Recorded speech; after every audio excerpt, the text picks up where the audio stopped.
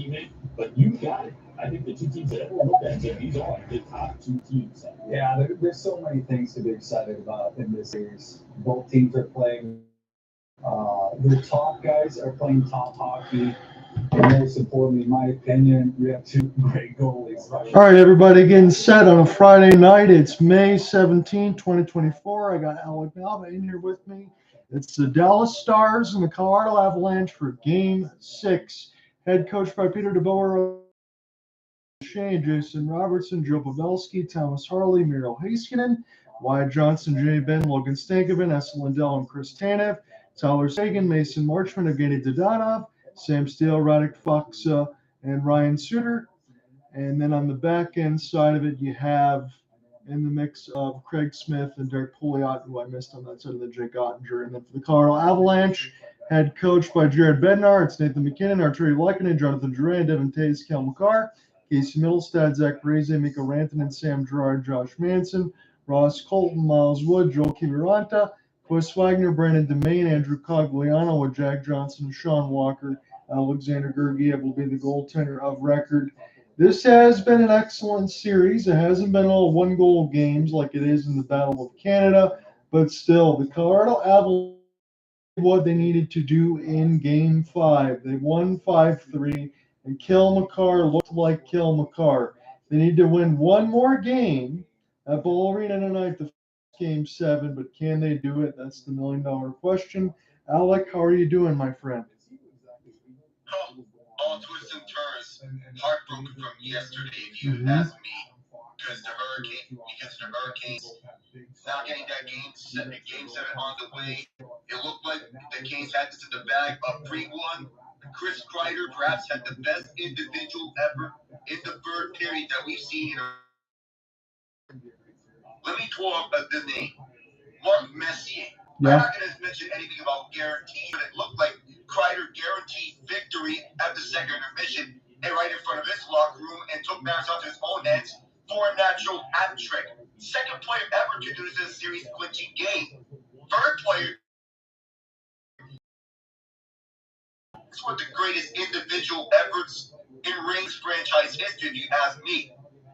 Yeah, absolutely. Again, it is a little heartbreak on that side. We did figure out today, though, that the Florida Panthers did advance over the Boston Bruins. They just interviewed Matthew Tkachuk.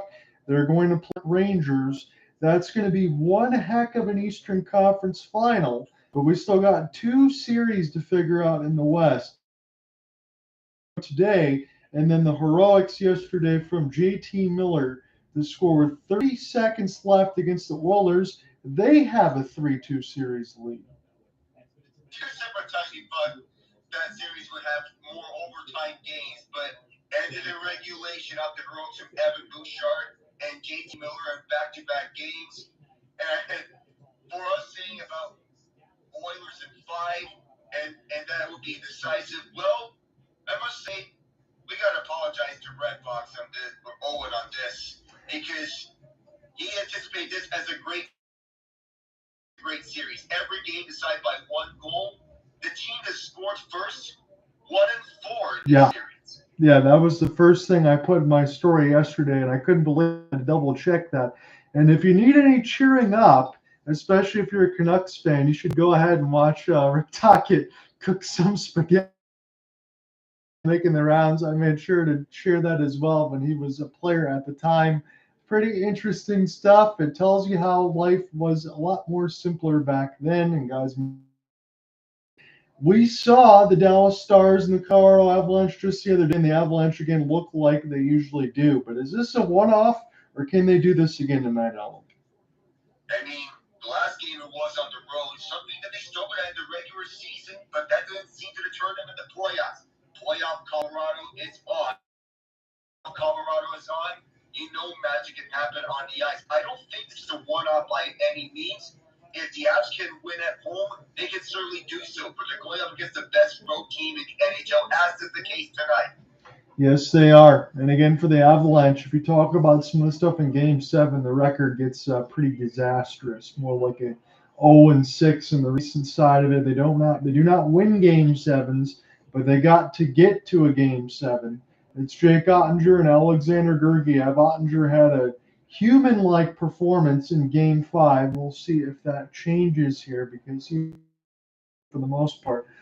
But we're underway, about 25 seconds in, as Nathan MacKinnon gets it sticked away from him and outreach, and Heiskanen will send this back around the end boards. Opportunity right out in front of the net, and this will be sent all the way back down the ice and blow dead against the Avs, and that's essentially how we start this game. Slow start. That feels some point has got to pick up the pace, like it has been throughout this series. When Colorado came back and attempted to come back in Game 2, Dallas was all out in Games 3 and 4, but the answer in Game 5 pretty much has been a seesaw if you beat the series. Yes, it has, and again, as this shot is saved right off the draw from Georgiev, I've been talking about trying to cover a back.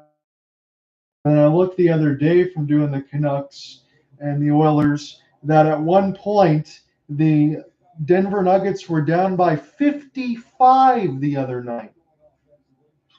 Anthony Edwards did back up his trash talk, dominating the Nuggets by 45 points in the final result. He said, I'll see y'all for Game 7. We will go to a Game 7, and I'll come on Sunday. We'll see what ends up with them, but I can't remember a beatdown like that against a defending champ. I mean, that was absolutely eye-opening. Again, Colorado doesn't want to suffer the same fate. They want to be able to pick up the Nuggets a little bit and get to a Game 7. As this is now to the right side, Lindell. It gets canceled off the puck. Mikko Rantanen's lines out there right now. He's out in front of the net. He gets the puck. Stick, I think, hit Ottinger, and then now goes the other way for Matt Duchene. As no Roope Hintz in this one. He sustained an injury a couple of games ago. He will be missed, but Dallas, again, they are very deep, so they should be able to do a lot of damage. Everybody scores on this team, and we noted that throughout the series. Sean Walker, and as the cerulean and maroon will try to get this one out. There is spun by Seguin, glove down by Walker nicely. He'll chip it right off the glass. That's a perfect play. Here's a race for the puck now for Miles Wood. He's going to negate any sort of hybrid icing. Suter, it's there trying to go ahead and pick up this puck, and now Dallas does. We'll try to get it the other way. Get it to Donov off the long flip. Beat Walker one more time. You get a chance to pick this one up and spin around with Jack Johnson. The give and go. Here's a pass from 50 as the Avs gain the entry. Here's a hit from Colton. This will go all the way back to the Avs logo, and Sam Girard will settle it down across the left side red line. Fire it in. Here's an interception off the outside of the cage, and then a gigantic hit near the left side of the Avalanche. Sam Steele now racing for the puck. Hopefully we get a number on that soon. My goodness. Girard gets this one now for Wood.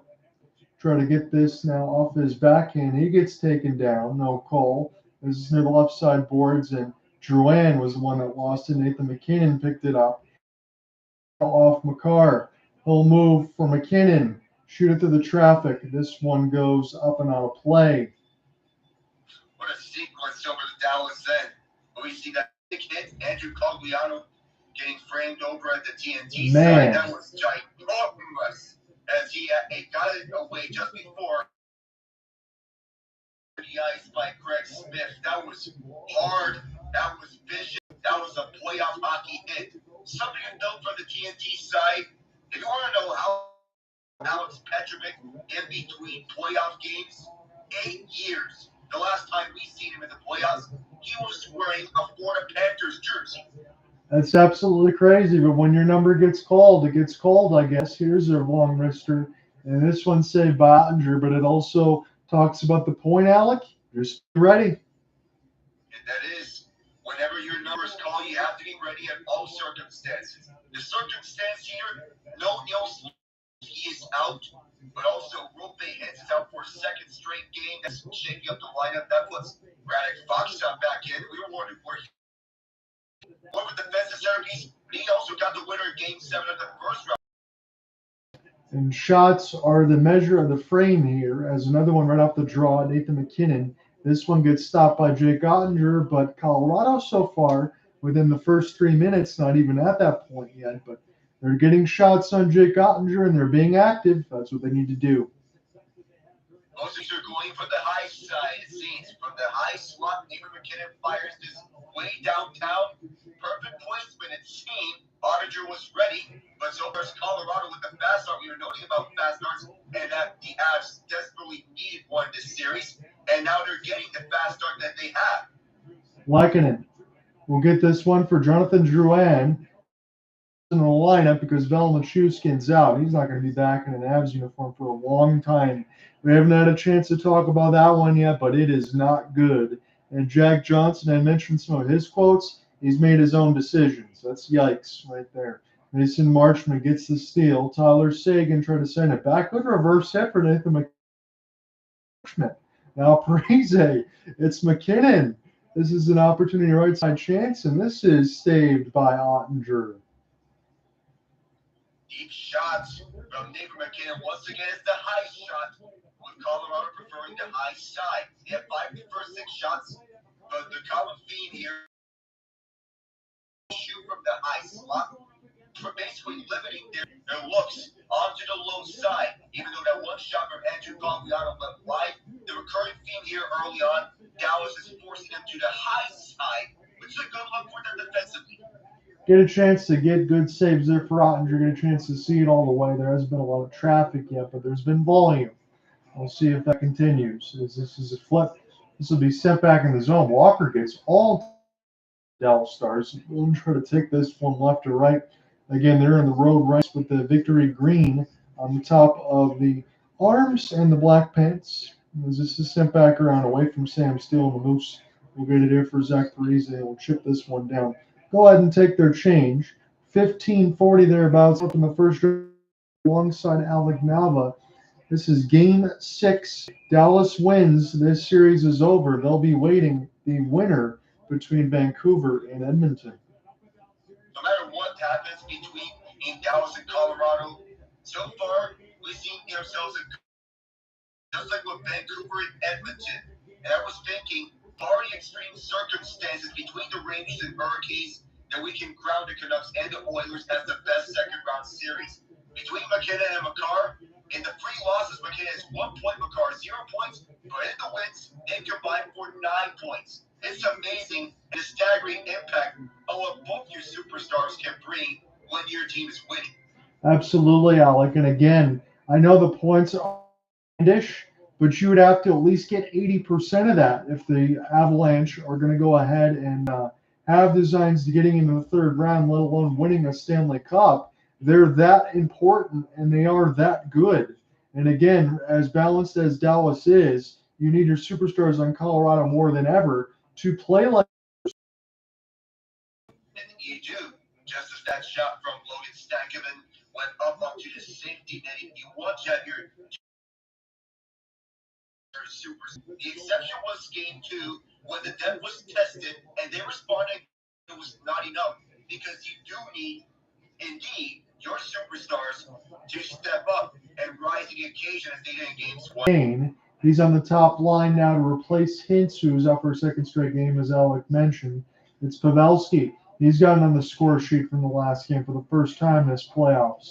Opportunity now, Harley spinning around for Duchene. It's been a lot of crisscross here near that right side dot. Here's a wrister, big save, Georgiev. And this puck now is just shoveled to the right side dot, and Nathan MacKinnon already back out there again. This will be an outstretched pass. Devon Toews couldn't make it. This is intercepted by Pavelski and then pushed ahead from right to left. Josh Manson, spin and turn, and leave it here for Nate Dogg. Number 29's got it. I'll drop this one back for Manson. It's Manson and Gerard. Here's a good skate for Josh Manson. He's going to get his own puck retrieval, but he hits it outside of the cage. My goodness. As this goes down the left side, it's Parise and near the left side boards. And here's a rush for Dallas. This will be bounced off the left side red line to Donov. Did some excellent work to try to get that puck in the zone. Seguin. Here's an outstretched pass. Mikko Rantanen. Rantanen now 1-on-4. Here's a sauce. This shot goes up into the air now toward the left side dot as it's chipped off the glass. Sent back down. I think offsides is going to be the call here. 13:57 in the first. The puck went out onto the crowd. Mason Marchment. But Colorado, they've been going firing on all cylinders, even though they're forced onto the outside, as noted time and time again. Most of their shots came from the outside or the high side, for what it looked like. And some of those from MacKinnon, Makar, the two guys that you want to have stepping up back here, they're mostly going at the high side because Dallas is forcing them to that spot. I want to look at the last game that was just played out. Like I know we can talk about in the intermission as well, but the Florida Panthers, they're moving on. They'll be playing the Rangers. Gustav Forsling scores with 18:27 in the third, very deep, from assisted by Lundell and Tkachuk. If you saw his shot, it went in between the legs of one of the defenders and then in the back of the net past Jeremy Swayman. Is Gustav Forsling one of the best defensemen in the NHL?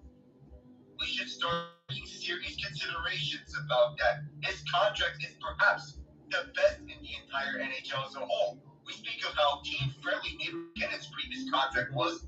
Gustav Forsling may be on an even more team-friendly contract, and he's blossomed into a number one defenseman next to Aaron Ekblad. Keep in mind, Forsling was one of the centerpieces that Florida acquired when trading away Vinny Trocheck, and that's worked out well for both the Panthers and the Hurricanes. Well, just before Trocheck left for the New York Rangers in free agency after the 2022 season, but Forsling has to start getting some down-ballot life consideration if the Panthers end up winning the Stanley Cup. He's so clutch on both ends. With Forsling on the turnaround shot with the same points Brandon Montour scored last year's time goal in Game 7. That was a nice shot, a smart shot that was. That was a good call out by you, Alec, as well, and I agree. And that's a big. I look back at that from what you just told me. I think, wow, that blows my mind. Jeremy Swayman, tough luck loss for him. 26 out of 28. Sergei Bobrovsky, 22. And now the question is, going into next season, what are you going to do with that tandem? Because Swayman's going to get paid, and then you got Ullmark on the other side of it. As this is sent back in and around the end boards now. After the Colorado shot, this will go all the way down to Georgiev. We'll shovel it aside near the right side. This will be picked up, right side red line. Colorado. We'll get this now to the left. Picked up by Dallas. It'll be Chris Tanev. Left to right. As this is now picked up by the Stars. They'll find an entry off a chip and chase. It's Smith pinned up against the wall. Nathan MacKinnon is lurking as this is now near the right side boards. It'll be a long flip. Number 29. We'll put this around the end boards now. Ottinger will stop it as Harley. We'll take a long pass from 50. This gets picked off by MacKinnon, who will shield, but this goes back to the Dallas Stars. Slowly now from Miro Heiskanen from right to left. Heiskanen is one of the best defensemen in the league. We can also talk about him a lot, as well as Cale Makar in this series. As this slipped in off the glass, Devontae's will watch this one go back to him. Spin around, and we'll start behind the net of Georgiev. Casey Middlestat, who got from the Buffalo save line. He tried to bust through the contact of Miro Heiskanen, but he can't. This is an opportunity off a long outstretch. Outside. This will be sent back in across the neutral zone. Now Parise is going to stop it, but this goes right to the Dallas Stars. Neutral zone battle right now. 12:20 left to go. I see Ian Genji just joined in alongside Alec Nava and myself. John here with you on the call right now, but we will switch off definitely in the second, and then we can kind of mix in that third. And this time, close it. Here's a slap shot picked up here for Wyatt Johnston. We'll try to put it toward the net. I think it goes up the left pad. Able to pick this one up now with Mikko Rantanen, but the stick chop knocks it away. Miles Wood was lurking for a moment, and this will be sent back down deep. Josh Manson settled it back down. He was looking for Sean Walker off an outstretched pass. It was Walker's pass for Mikko Rantanen, but that got missed. This will be sent down deep. Georgiev will paddle it away. And Walker, this is good defense on the other side for the Stars. Duchene forced a turnover. Got to be careful not to get any tripping on that side of Stankovic. Put it back around the end boards. Here's an opportunity as Wood finishes his check. Now Colorado's going to go back off the long flip, send this in from will be sticked away by the Avs defense, and they'll go ahead and take a change. Jared Bednar squad was already near the bench. 4-4 are the shots on goal. Nothing's your score. We're almost halfway through this first. as this is wrapped around.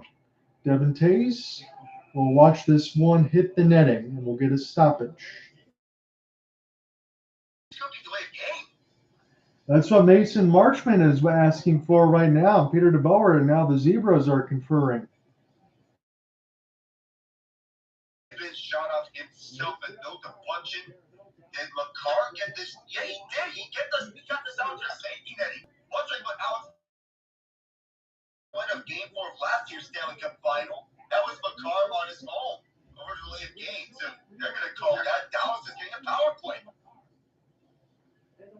Wow. Oh boy.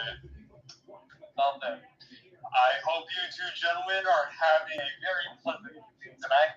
I know I am. If I can guess the Boston Bruins loss. And still the ultimate theme of Boston.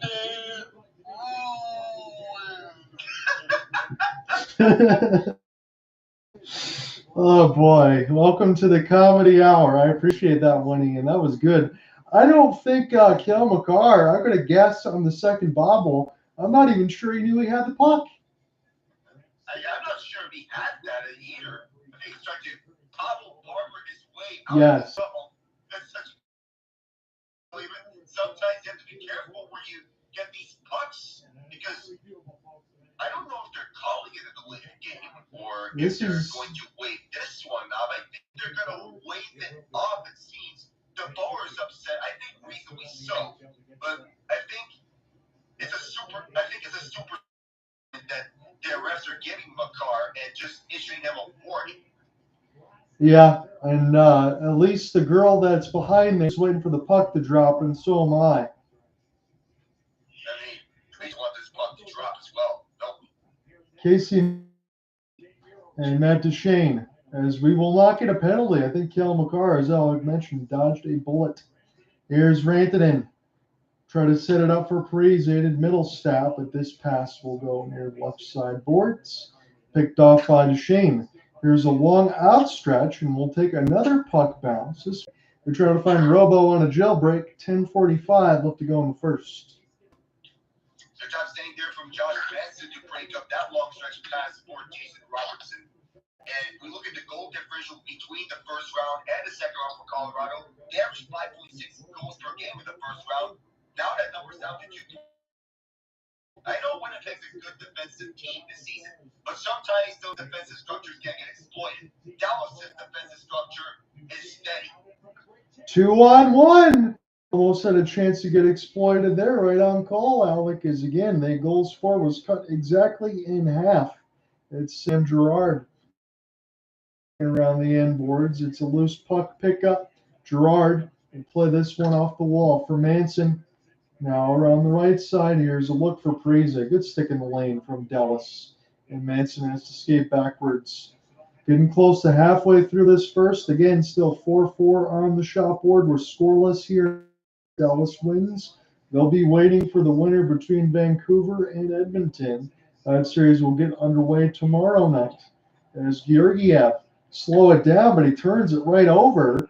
This is near the left side red line. Dancing him behind the net now is Jamie Benn. Short side chance, and somehow Dallas doesn't get a stick on. Someone gets absolutely upended amongst the chaos. Captain C and Jamie Benn. One more time back in behind the net. Strong power forward. We'll get this one toward the net with Heiskanen. It'll get blocked. And now Stankoven. Try to get this from Miro. Heiskanen. He'll drop it to nobody. As it's Cogliano, former star. We'll get this down to the left side. Cogliano try to get toward the net. Gets canceled off. Here is Toews with a wrister up high. It hit Ottinger in the mask, but he made the save. This goes back around for Thomas Harley. And Harley now will try to take this one left to right out. Intercepts between the legs. Cogliano there once again, as this will be chipped. Ross Colton will pick it up. Can't find it as Cale Makar, as this one goes back to the defense of Devon Toews. Toews will get a chance off a good outstretched pass. Ross Colton trying to play between the legs for Rantanen. All the way back to the Stars. Start with a 2-on-1. You start being soft for Dallas. right into the zone. Jason Robertson in the midst of it. Matt Duchene in the midst of it. Then you have Jack Johnson leveling Logan Stanley. Size difference can be a huge fans on this 2-on-1 shot. Good feed from Duchene. The puck was bouncing, however, so Robertson had a hard time controlling that loose puck. It was all over him. That was a good call for you because I think even though there was defense there, as good as Robertson is, he takes an extra beat. He probably puts that one in the back of the net. But as it stands, 0-0 with 8:30 left to go in the first. As this is a long outstretch pass. And this will be too far for the Avalanche. Picked up now by the Stars defense, Peter DeBoer's squad. Sam Steele's lines out there as this will be chipped in deep, and there is all in a race for the puck, but Devon Toews able to push it the other way. Pass too far though for Nathan MacKinnon, although I can see the idea as Devon Toews will slap this around the end. Dallas is there, but Mason Marchment can't locate it because Cale Makar gets the steal. This pass is way too far off the red line, but we're not going to call any icing on this. And now an opportunity for Chris Tanev to make the outstretch. This is left into the Dallas offensive zone. Tyler Seguin will get pinned amongst the boards by Sean Walker. Marchment trying to emerge with it. Here's a loose puck up an outstretched stick. Rebound off the side of the net. My goodness. And Tanev, as this one gets taken away from him, boy, did Colorado dodge a bullet. This is now finding the entry toward the right side dot. And in turn for Parise. Near the right side red line, short side chance. Ottinger cancels it away with the right pad. This is a spin now for Casey Middlestat. Parise trying to jar it loose. This is a good outlet pass. Jack Johnson. There's a fluttering puck. This goes off the backboards. And now opportunity. He'll put this one wide. This bounces off the left pad of one of the Stars. And Johnson keeps it in again. It's near the right side off the boards. And Dallas will finally get a hold of this thing as Chris Tanev will slow it down. 6:45 left to go in this first Game 6 between Dallas and Colorado. We're at Ball Arena. And Colorado's got to win this one to extend to Game 7 in a couple days. Here's an entry off the spin and turn. Here's a shot short side. This one goes wide. Near the left side now after a check is finished. Dallas will send it in. Colton on that bottom six line. Colton. He's got the Jets on, trying to get a stick lift and take that puck away. Dallas, Matt Duchene, backhanded. We'll go now to Sam Girard. 6:05 left to go in the first. Sam Girard now will start in his own end from right to left. This one will get picked off. Devon Toews trying to make a play. He's still on the prowl a little bit with Cogliano. It's a one-on-one race for the puck right now. And hybrid ice against Dallas. Sounds like a war of attrition here in the first period. Neither team could get. Shots are even. There are looks, but there's all that is to their looks. But again, he dotted off on his backhand, trying to sweep this pass. Oh, man. A wide open cage, the outside of the post. Seems like we've been seeing this a lot in the playoffs. Either it's 0-0, 1-1, and it just takes it all the way till the end of the game before someone breaks it open. And these games have been fun to watch. They've been close. It doesn't matter what series we've gotten. It's been this way. And again, Dadonov, if he hasn't had so many highlight reel plays already, he'd probably having nightmares if he didn't finish that one, but it's still 0-0. This is now on the left side boards now. Drouin, he's getting worked over. It's loose on the front. Heiskanen gets robbed by Ottinger. And this now goes the other way as Stankoven will send it down. And that was an excellent save for Otter. That was a block in front where if Ottinger got some of it right afterwards, but either way, that was spectacular for the Stars' defense. With MacKinnon tied up, Heiskanen got it away. Was that Chris Tanev? Tanev. Absolutely, Alec. Great call there. I thought that was Ottinger made the save. Chris Tanev, I guess he's fitting right in from the Calgary Flames, the Dallas Stars. He's used to that kind of business, blocking shots, and that was probably one that saved the goal. Oh, if he didn't get the Dadonov finish, that one probably could have been 1-1, but it's still 0-0. And now Parise We'll send this one back for Johnson. Put it around the end boards now, Mikko Rantanen. As this is Casey Middlestat trying to find the left side red one. Good work there by the Dallas defense. Have to send this all the way around now as Colorado trying to get a piece of this. Sean Walker is on the prowl. He's looking on the other side behind the net of Ottinger. And now this will go right to Parise. We'll just take a flutter shot right in front of the net. There's a rebound for Jack Johnson. He's pinned all the way as a forward right now. Middlestat lost it in between his legs, but it took Faksa, Dodonov, and several others to take it away. Now Sam Steele. He's going to wait for reinforcements off the 1-on-3. He gets dispossessed off the puck, and this will be flipped into the players' bench. Both players can breathe now that all the chaos is over right now with 4:27 left in the first, but Jack Johnson's been all over the ice, even getting himself involved at the offensive end. He had that hit on Logan Stankoven, but also he had 3 keeps on the same time. Yes. And had a look. He's wide open at one point. Casey Middlestat wasn't slow, but 3 stars players at the same time. They stripped them of the puck. Yes. Jack Johnson being a productive playoff player. What? Back through a kaleidoscope, Ian. Again, is Michigan man like me. It's been a while for Jack Johnson. You see those kind of plays, even I got a little nervous. I mean, he does fit Colorado well on a third carry. That's what he can be, but if he's that much of a forward, I my tongue because it got me a little nervous there, but for sure, that's what we've seen right now. This has been a pretty good first period. I think Alex is going to have a good time in the second for the way that this game is going. At least I'm starting to see, I will say this because selfishly I picked Colorado when everyone else took Dallas, but I'm starting to see the game over the last couple, and I think really, Alec, it comes down to the Stars playing like Stars as we mentioned, but Colorado, they're playing that desperate hockey right now, and I think it's serving them well. I don't know if it's going to get them past a Game 7, but it could certainly get them. Yeah, good. Yeah, I'll give them that. That Colorado, they're fighting for their lives in this game and the last game, and it's working to an extent. They won Game 5 plus Game 6. They're starting out nicely as they're showing Chris Tannen, who has 47 block shots in this post at first place with Jacob Trouba for the playoff lead. And meanwhile, if we're seeing another series at the end where the home team has won the first 6 games, this looks to be exactly the case with the Knicks and Pacers. The Pacers are up by 17 now.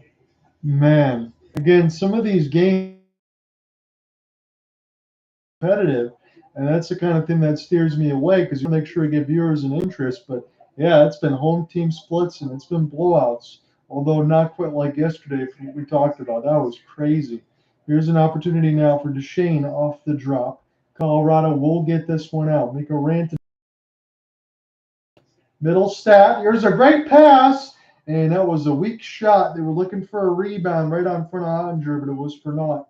Pavelski now finds the entry. We'll slow up off the backhand. His pass just bounces off Colorado sticks. They'll get this across neutral as Rantanen will shoot it in from 100. This is glove down, and he almost misplayed that in between his legs. But it's 3:40 left to go in the first as Chris Tanev will settle it down. I wouldn't want to do that too much more. As Tanev try to take this outstretch from 100, and this will be iced. Missed pass. Most dangerous 2 words when you're trying to do a stretch pass over the ice because you're risking it, icing it. That time was a missed pass. The icing resulted, but Jake Ottinger, that was very dangerous on the way that he misplayed it right after he did a kick save right on Josh Manson. There was a little deflection off one of Ottinger's own players. No rebound from Zach Parise. And if you go back to the broadcast in which I was trying to cover another game, well, Ian advised me to do Nuggets Timberwolves Game 6. Yeah. I decided not to. Did Rangers Kings instead. It worked to a degree on my end.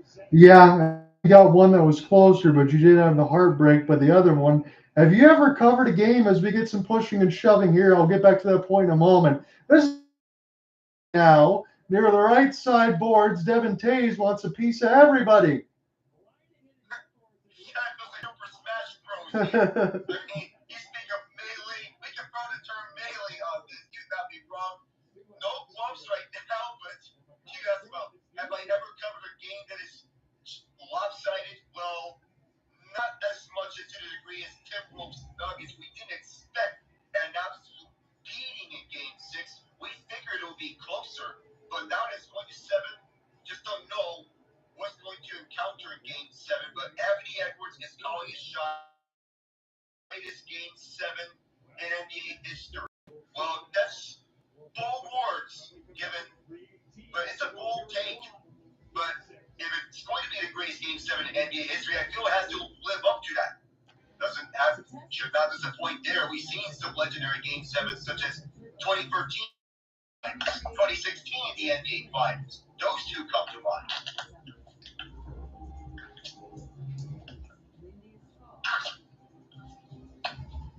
So we'll take a break here. I saw that Marchment and Cale Makar was a little bit of a headlock. I don't think any penalties are coming out of that, but Cale Makar did get dispossessed of his helmet. They did, but it's a lot of headlocks. If we were to involve Mason Marchment later, we would not be surprised. No. I wanted to make sure I didn't jump on Ian because I'm activating his mic, but I agree with you on the basketball side of it. We'll see what ends up happening with that in the Game 7 side.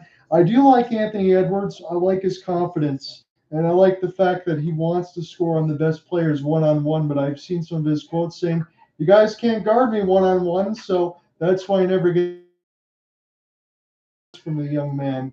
But I think they're up to the task, and I would have to imagine, I don't know what Michael Malone said in that locker room right after the game, but the Nuggets, I know this goes without saying that they're going to have a better performance, but just what was that the other night? You look back at the Game 2 of the season, they somehow won up that in Game 6, and even worse performance than that.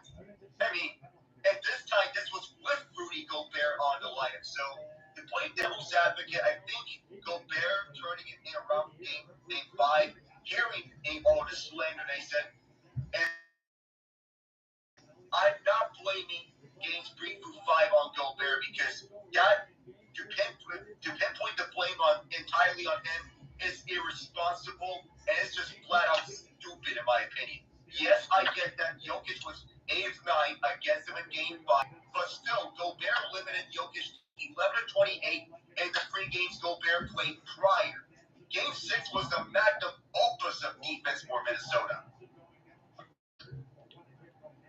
Yeah, I do want to throw a quick point out of that, and then I'll jump in the play-by-play, because there was one of those games where Gobert also, as you mentioned, he was in a 7, 9, and 9 type game. I just think there was one of the ones where Jokic took it personally, that he got Defensive Player of the Year against the MVP, and he had a highlight reel game. It happens sometimes, because, oh, by the way, it's a 3rd MVP for Jokic, so I think your point is well taken.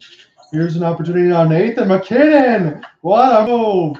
As this one is stopped there for Ottinger. But again, that's the number 29 that I like to see. 2:30 left to go. Again, we always talk about Connor McDavid, but I put Nathan MacKinnon in that same conversation.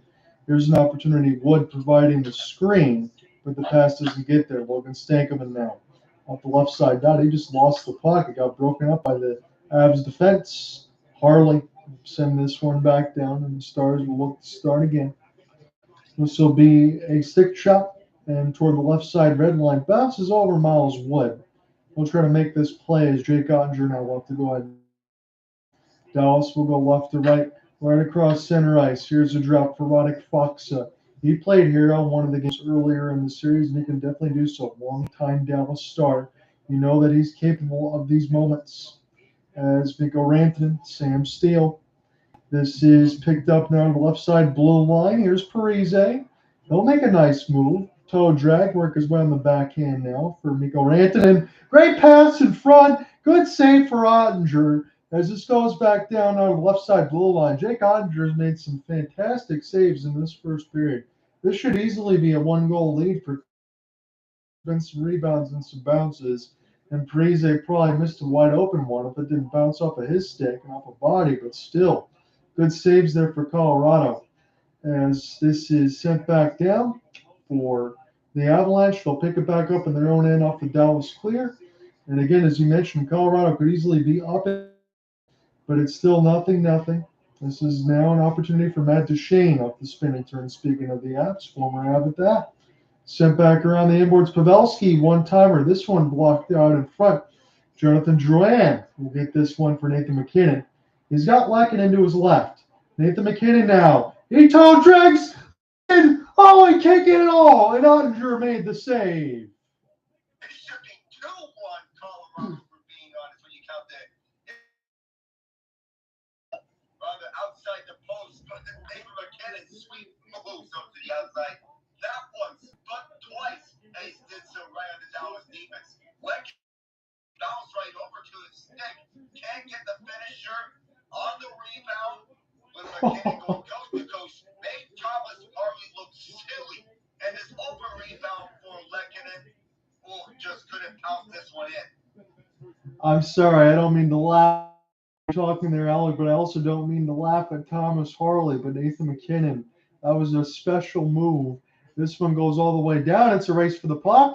Georgiev will play it, and his pass, fortunately for the Avs, gets cleared across that blue line. Here's an opportunity now for here as Middlestat gets it across, and Manson trying to make a play. You see the Avs defense, especially in this first, are pressing up like the forwards are. They're really trying to create offense. It's worked out pretty well, but we're going to go to the end of the first. We're scoreless somehow. For some reason, it should be 2-1. Once again, as I want to note out, how do we not have any goals? We have one puck on the outside the post. That was another which was from Casey Middlestat. Lekkinen had a bouncing puck over his stick. That's how. It's a good period. You got any thoughts there, Ian? You guys have pretty much pointed out the main points of this game. I'm going to say something about the game 7 Sure. before you guys jump back in, because there's actually one game 7 that has a very memorable call. Is this the dagger? Oh, yeah. That would have been dagger through the 76ers' heart, thrusted by Kawhi. Game 7 Raptors versus 76ers in 2019. I will say, Ian, that's probably my favorite basketball memory of recent variety. That might be one of the all time, honestly. Yeah. This up with Mike Green's call of Ray Allen's game time shot. Sure. The block by James in the finals. Any other memorable calls. The double bang. Any one of those from Green and basketball. Or the Brian Duchene. Off the lob, yep. Actually, here's a question. I know we were going to talk hockey, but I have a question for you fellas. Across all sports that you watch, what would you say is your favorite soundbite? Just if you across the 4 sports that we watch, what? Yes. Across the 4 sports that you watch. So, favorite call of all time across the 4, that would be kind of difficult. Well, I was thinking more favorite call just by sport. By sport? Yeah, I'm not trying for across all 4, just for each one that you. I'm going to go with the old school one for me again. I know it's before both of your guys' time or whatever, but it's a number I have as a kid. He's off of like Patrick Ewing and getting that dunk across the baseline. That's a great one. That's one of my favorite ones. Hockey side, can I say selfishly the Steve Eisman blue liner against the St. Louis Blues? That brings a lot of memories ones because hell, you even had Marc-Andre Fleury rob Nick Lidstrom in a Game 7, which still burns my heart, but gives Alec delight. Were some good ones. Yeah, I'll be honest with you. That's one of my favorite calls as well. That Sure. and the aforementioned block by James from Mike Green basketball. And also the Chris Kunitz double overtime howitzer right by Craig Anderson in that game 7. Or the Nick Bonino one with the Bonino in the Hockey Night Punjabi back in 2016. Yeah, let's see. I could name any this or Paul Allen, mind you, but I'm gonna go with my guy Kevin Harley. Because I can't hear Ian. I can't. I don't know if it's messed up or space. Hang on. My Wi-Fi disconnected at first, and then came back on. So briefly went to phone, then came back on Wi-Fi. It was for a split second, but all of a sudden I can't hear Ian. Hang on. I'll go back. I'll come back up. Yeah, I'm still not here. All right, let's try this again.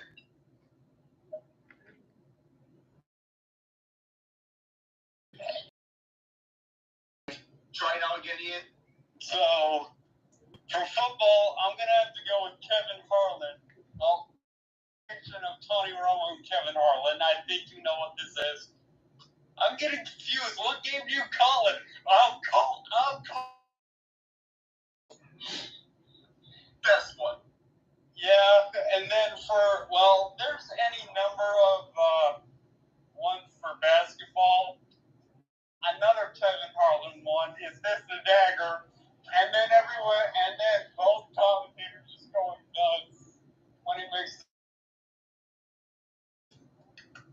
You know what? I gotta give it up to the retired goat of commentating. Anytime Doc Emmerich yelled "score," it made you jump out of your seat. Oh, for sure. No matter I'm what. surprised he didn't go with it. It's knocked in by Maroon. That's more of a, that's a great memory, but I'm just talking on the basis of just what would get me juiced when I watched a national game when Emmerich was commentating. I go back once in a while and just listen to the best calls by Doc Emmerich, just the compilations. And then for baseball, it's an easy one. Matt Vesker, anytime a big play happens and he yells Santa Maria. More specifically, first time it happened was David Bodie's walk-off. Santa Maria!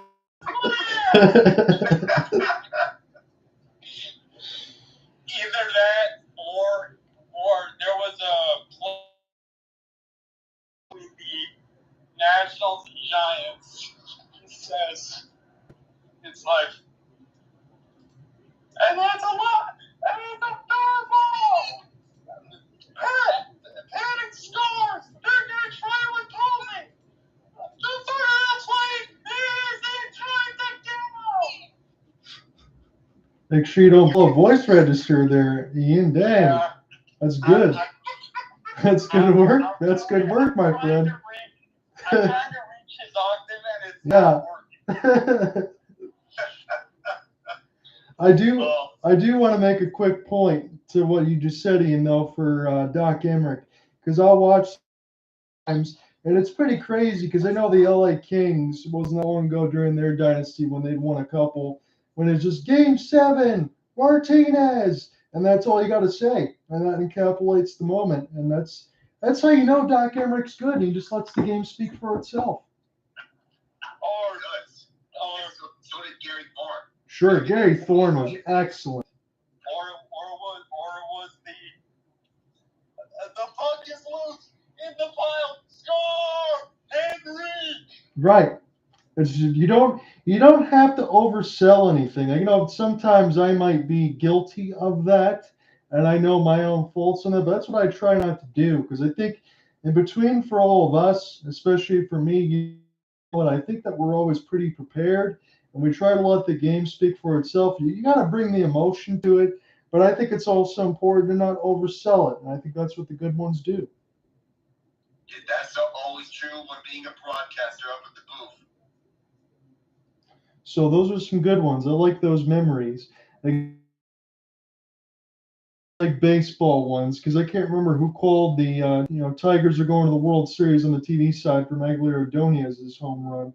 I know the Tigers broadcaster Dan Dickerson's a good one, but like those are some good memories. But I mean, man, it's pretty dark right now if I'm thinking on the other side for like the Tigers, because no Bally Sports or the Pistons being so bad. Again, I didn't get a chance to even talk to you or Alex since then. You know what? I'm tired of the draft lottery. Maybe it's just me complaining, but I'm going to go back to which I wish baseball still did, where it was, the worst team gets the first pick. Football still does it, but now the Pistons have the worst record again, and they fell to 5 again. In what world do we see this happening twice in a row, where the worst team in the NBA gets picked 5th twice in a row? It doesn't make any sense, John. Because the only thing I want to say, Alec, and I feel like you're going to agree with this, but okay, I can call sour grapes, and that's fine. I can fully admit that.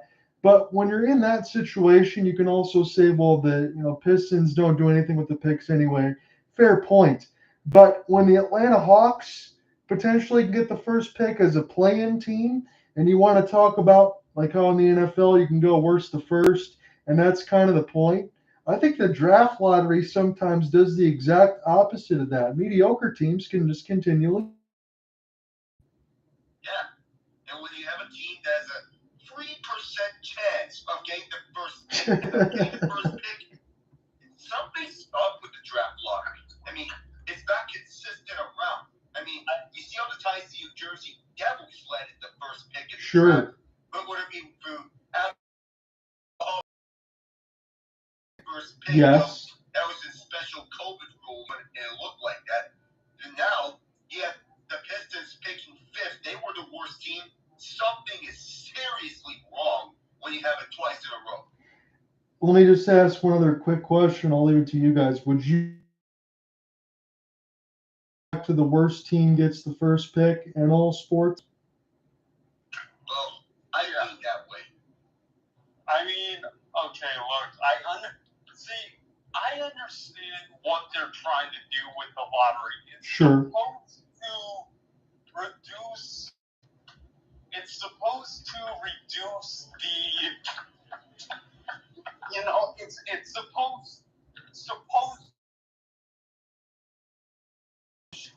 honestly, it's not working because, look, John, maybe you can tell me anything. You can tell us better than anyone, being from Detroit, where the Pistons trying just bad. That's my thing, Ian, when I'm thinking about it. I think they're just historically bad, and they were actively trying to win. This is not the Joel Embiid process. The Pistons are just really, really bad. Yeah, so I don't understand the lottery system. For me, for the NBA and the NHL, Kansas City doesn't have pro sports teams, so I don't really get all up in arms about it. But now that the MLB draft, and I see it. Listen, last season the Royals lost 106 games. They had one of the worst records in the MLB league. Certainly, a record that was worse than. Let me look at. Okay, if you'll indulge me a bit, I'm going to look up the MLB records for the 2023 season, just so I can go ahead and tell you what it was. So, teams with the worst records in each division were the Boston Red Sox, 78, the Kansas City Royals, 56-106, the Oakland Athletics, 50 for the 12. That was for the American League. For the National League, you had the Washington Nationals. Same record. The Rockies, 59-103. Now, you would think that by regular rule, before the lottery, it would be those 6 teams, mainly Oakland, would get the first overall pick, and I believe, the Royals would have gotten the second. However, this is what I believe that was the year, too, that they first instituted in Detroit.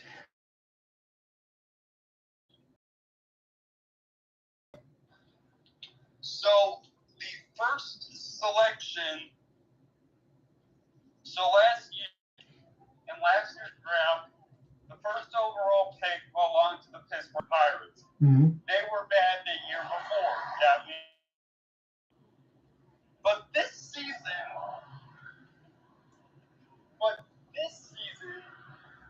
the first overall pick is going to the Cleveland Guardians. Wow. Yeah. Wait. Purple. Oh, it gets better because let me tell you what Cleveland's record was. Right. Cleveland went 76-86. How does that work? Hashtag abolish the draft lottery. I'm for it. You're taking my point. Because I'm gonna have some sour grapes shoot here, John. The Royals got the 6th overall pick. That's not fun, Ian. I'm with you all the way. And let me just for further insanity before we get the second period underway. Let me go ahead and tell the rest of this because this is nuts. Okay, after the Guardians, it makes sense. Because actually, no, it doesn't. Because so this is the draft order. You have the Cleveland Guardians, the Cincinnati Reds, who had a decent season last year. You had at number 3, you have the Athletics, the worst team in the MLB, picking at number 4. You had the Chicago White Sox, who finished with a better record than the Kansas City Royals, picking at 6. Behind the Royals, after the Royals, here's how it goes. You have the Cardinals, the Angels, the Pirates, the Nationals, the Tigers picking at 11. You have Red Sox, Giants, Cubs, That's brutal. Brewers, Rays, Mets, Blue Jays, Twins, Orioles, Dodgers, Braves, Padres, Yankees, Phillies, Astros, D-backs, Rangers, and first round, it's the Rangers picking last, which is the only thing that makes sense. Yes. But the top is screwy because by normal rules, it would be the Athletics picking first, the Royals second, the Rockies still picking third, and then it would go from there. Right. But you have finished third in the AL Central last season with a mediocre 76-86 record picking first. How? I don't know. I mean, and also, as there are certain first-round picks that they don't need a full year in the minors to get up to the bigs. Right. A la Paul Skeens, who is a freaking flamethrower. Jesus, I'm jealous of you, Alec. I am so jealous of you as a Pirates fan. How? He just had 11 strikeouts today against the Cubs. He had 6 no hits. John, Paul Skeens today, 7 strikeouts to start the game. Yeah, the kid throws like 103 too, doesn't he? Yeah, he does. We're getting the second period underway now, so we can discuss this later down the line. Go ahead and take it, Alec. Here we go. So we're 40 deep. We had a wide open look earlier in the second period. We're still in the first minute, about to conclude it. Heading to the second minute of the second period. I'm Alec Nava, John Ott. He next to us. So glad that you all can join us. We're scoreless. This puck going offside. We're 56 seconds deep. Critical question here, Alec. I know this might be a small one. Ain't certain that Dallas only has 5 shots on goal after one period? If games 3 and 4 are any indication, I'm not concerned about Out there, because this is one of the first times that I've seen that. Again, I only got to cover one of these ones. Dallas is still a game away from going to the Western Conference Finals, and they're going to get their best against Colorado tonight.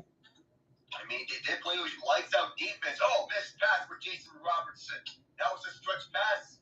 And those are this pass on a stretch pass. That's going to lead to an icing. Colorado will have it back at their offensive end. They're outlining the physical play there. Devon, Toews, Manson. That was a vicious one against Cogliano. They called Gerard. It's been all over the place now between these two. Makar Marchment hold. Yeah, not at all. Yeah, Marchment, he was in the middle of a scuffle of Makar. I'm not surprised if we are not seeing the end of it. There's a long shot. Oettinger turned that one away. Hintz for 26-18 so far at this point in the second period. Imagine there's going to be a lot more. Oh, this pass exited the zone. Bad pass for Toews. Avalanche reset. Oettinger slows it down. Near corner, Liddell offside Tatum. Dallas trying to clear to close this series out and avoid a game 7, which could be possibly on Sunday. Here's MacKinnon. He's entered the speed. Now behind the net. MacKinnon serving at the far side. Finds the open. Johnson at the right point. Long shot from Gerard. Did not make it all the way through. Dallas clears this one out. Robertson poked it forward. Gerard over to MacKinnon. And the stretch pass isn't working. But it goes back for MacKinnon. Entry feed.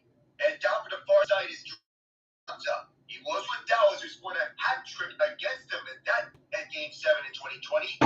This puck played down, and will be moved down right near Georgiev. This play of a high stick, they're going to wave this play dead as Evgeny Gauntlet touches it up with 17:40 left. I know they're going to profile Nathan MacKinnon. I'm just going to say it right now. From what I've been watching this first period and now going into the second, I think number 29 is locked in today. We all know about playoff MacKinnon, and he can be dangerous on the ice, on both ends of the ice. The speed that he brings, the forecheck that he brings onto the ice, he plays a complete 200-foot game. So up this face-off, Ryan Suter sends this one around for the near boards. It's picked up by Johnson. Up around this goes. Colorado can't get to it. That was Keeper Roger was close by. Johnson out. Got it out on the hole. Benorama's shot was kicked aside by Georgiev. Suter on the hole. Down low in the near corner, Marchment bouncing puck out in front to the left circle. Keeper Roger on the hole. The former star. He and Cogliano were on the Stars team in 2020 that made it to the Stanley Cup final. The Avs are back with his glove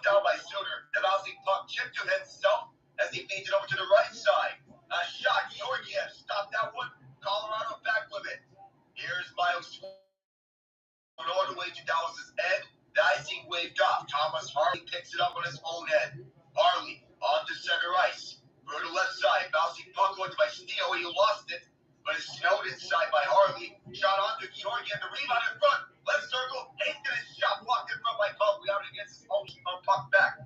Now back over to Foxa, up and around to the near side. Around for the far side now. Duchene twisted it and turned. Was helped out by Manson.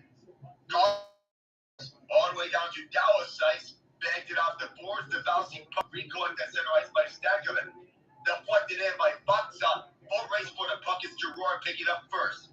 At the far side of the wall, near the Dallas bench. As sent this one down for the line as the Stars resetting. Harley gets to the far end for Sam Steele. Up and around the backhand. Tied up Jamie Benn. That was Manson who gets shoved off by Benn. And Avalanche get this one down. Auditor plays it over to Tanev away from MacKinnon. That was dangerous. With the on to the Air Force. Pass intercepted. Here comes Cale Makar. Makar. 499 wraparound. Drouin. Oh! Stop. And it's up high. Back over to the right wing is Toews. The cross-ice pass. Back from Makar. Toews back with this now. Fires a long shot. Deflected over wide of Auditor. And some weird camera activity. It feels like we're having some. But that was gets us down. How good was that look for Colorado? We were so close. Having his potentially be a possible 3-1 game as Sutter gets us away from Middlestat. And the Stars get this down. Bouncing puck around down by Duchene. The offside is way up. Here's Duchene inside. If this is a goal, then Colorado can challenge. Well, he does it after thought. We have a call here. 2 minutes. Benn Duchene cross-checking. Absolutely, Alec. First point of the game. And again, Jake Ottinger, for any worries that you had in the previous, you don't have it now. Cale Makar with a great move. Wraps it around, goes off the post. Couple chances go off the right pad of Jake Ottinger. Man, oh man, how good has he been? Almost wrapped this one around successfully. Got Ottinger on an island at the left side or the right side of the post. We're getting a penalty. That was Sam Girard who got tugged down by Duchene. That's a clear call. Near corner, the official saw that. And now their number one centerman's off the ice. Case, you have the most dangerous man on the ice right now for the Avs. Well, you can say that for either one of MacKinnon and Makar. You would not be wrong. The reasons for what they're listed. Jonathan thrown back on the first power play unit. His pass goes to nobody, and Johnson's going to pick this one up. And the Joe wins. Colorado's on the man advantage, and the Bree losses their 0-for-8. Johnson looking at the near corner. Shorthanded is Dallas. Johnson moving inside. Pass MacKinnon. Oh, he is leveled. You don't see that often from a car, but he just leveled up Johnson. Here's Rantanen. Outside. Back for Rantanen gets tied up. Drouin keeps this one alive over to the point for Makar. Makar fighting MacKinnon. And the return team right back to number 8. Down low. Makar again. MacKinnon. Back for Makar. The Calgary native. Over to Drouin. At top of the right circle. Drouin looks down low for Rantanen. Rantanen fires and scores! On the power play! He has get another one from Mikko Rantanen. They get the first goal. Highlight reel all over the Cale Makar delivers the boob as Wyatt Johnson was trying to clear the puck and kill some time. I didn't think it was a bad play, but he got absolutely destroyed. And then Colorado got into their offense as it was wheeling and dealing for Makar, and then just sniped that long left from a Drouin pass, dusted off Mikko Rantanen. It's 1-0. That's a lift over the right bar and in. Well then, gentlemen. So let's begin. This has been fun. So we begin on the goal story. Roope at the smallest possible area in which Rantanen can find, but that was the area which he lifted at. He elevated that onto the top right corner as we get icy against the Avs. But what a shot! What a rip! That was absolutely clinical. And again, we've been talking about it. Now, most goals in elimination games. How about this list? Joe Sakic, 11, Michael Goulet, 8, Mikko Rantanen, 7. That's some Avs legends. Mr. Elimination Game, as some would say, for any one of these. Second with 11 of them. He has the NHL postseason lead in overtime game winners with 8. Now here's Colorado on the ice. Rantanen with 7 goals, 6 assists in elimination games. 13:46. This puck goes out of play again. In between Nathan MacKinnon and Cale Makar, does Mikko Rantanen get lost in that, or is he really a big three in your eyes? Because he is to me. He really is that good, too. Yeah, that's a big 3, no doubt, John. Yeah, I really like Mikko Rantanen's game. Again, he does a lot of the heavy work in front of the net. That was a heck of a shot. One gigantic shot. You were saying? Sorry, if I could have a brief intermission here. I know we were talking about Detroit sports. I want to point out that the Detroit Tigers are putting our 13-0 on the Arizona Diamondbacks right now. What? Look at the numbers now, so good time to discuss that 13-0 on the reigning World Series runner-ups. How in the world? Okay, I'm going to interject one thing, Ian, and then you can take all the time. Because they just got shut out twice by the Miami Marlins. Oh, how? And in the meantime, the worst team in the NL West, the Colorado Rockies have, let me pull this up right now. The Colorado Rockies are on a 7-game. Yes, they are. And are currently beating the San Francisco Giants 4-1. ¿Qué? I had to say it in another language because 7 streak. ¿Qué en este mundo? If you're telling me, again, Ian, I'm glad you brought this up because I was 13-0 for the Tigers, as you said, and Javier Baez, of all people, has 5 RBI. I don't know. That's not explainable. At least Tarek Skubal's pitching, so I knew that was going to be good, but come on now. The Lord Yes. contracts currently has 5. Yeah, he's 3 for 4 with 5 RBI and 2 doubles. What? Say that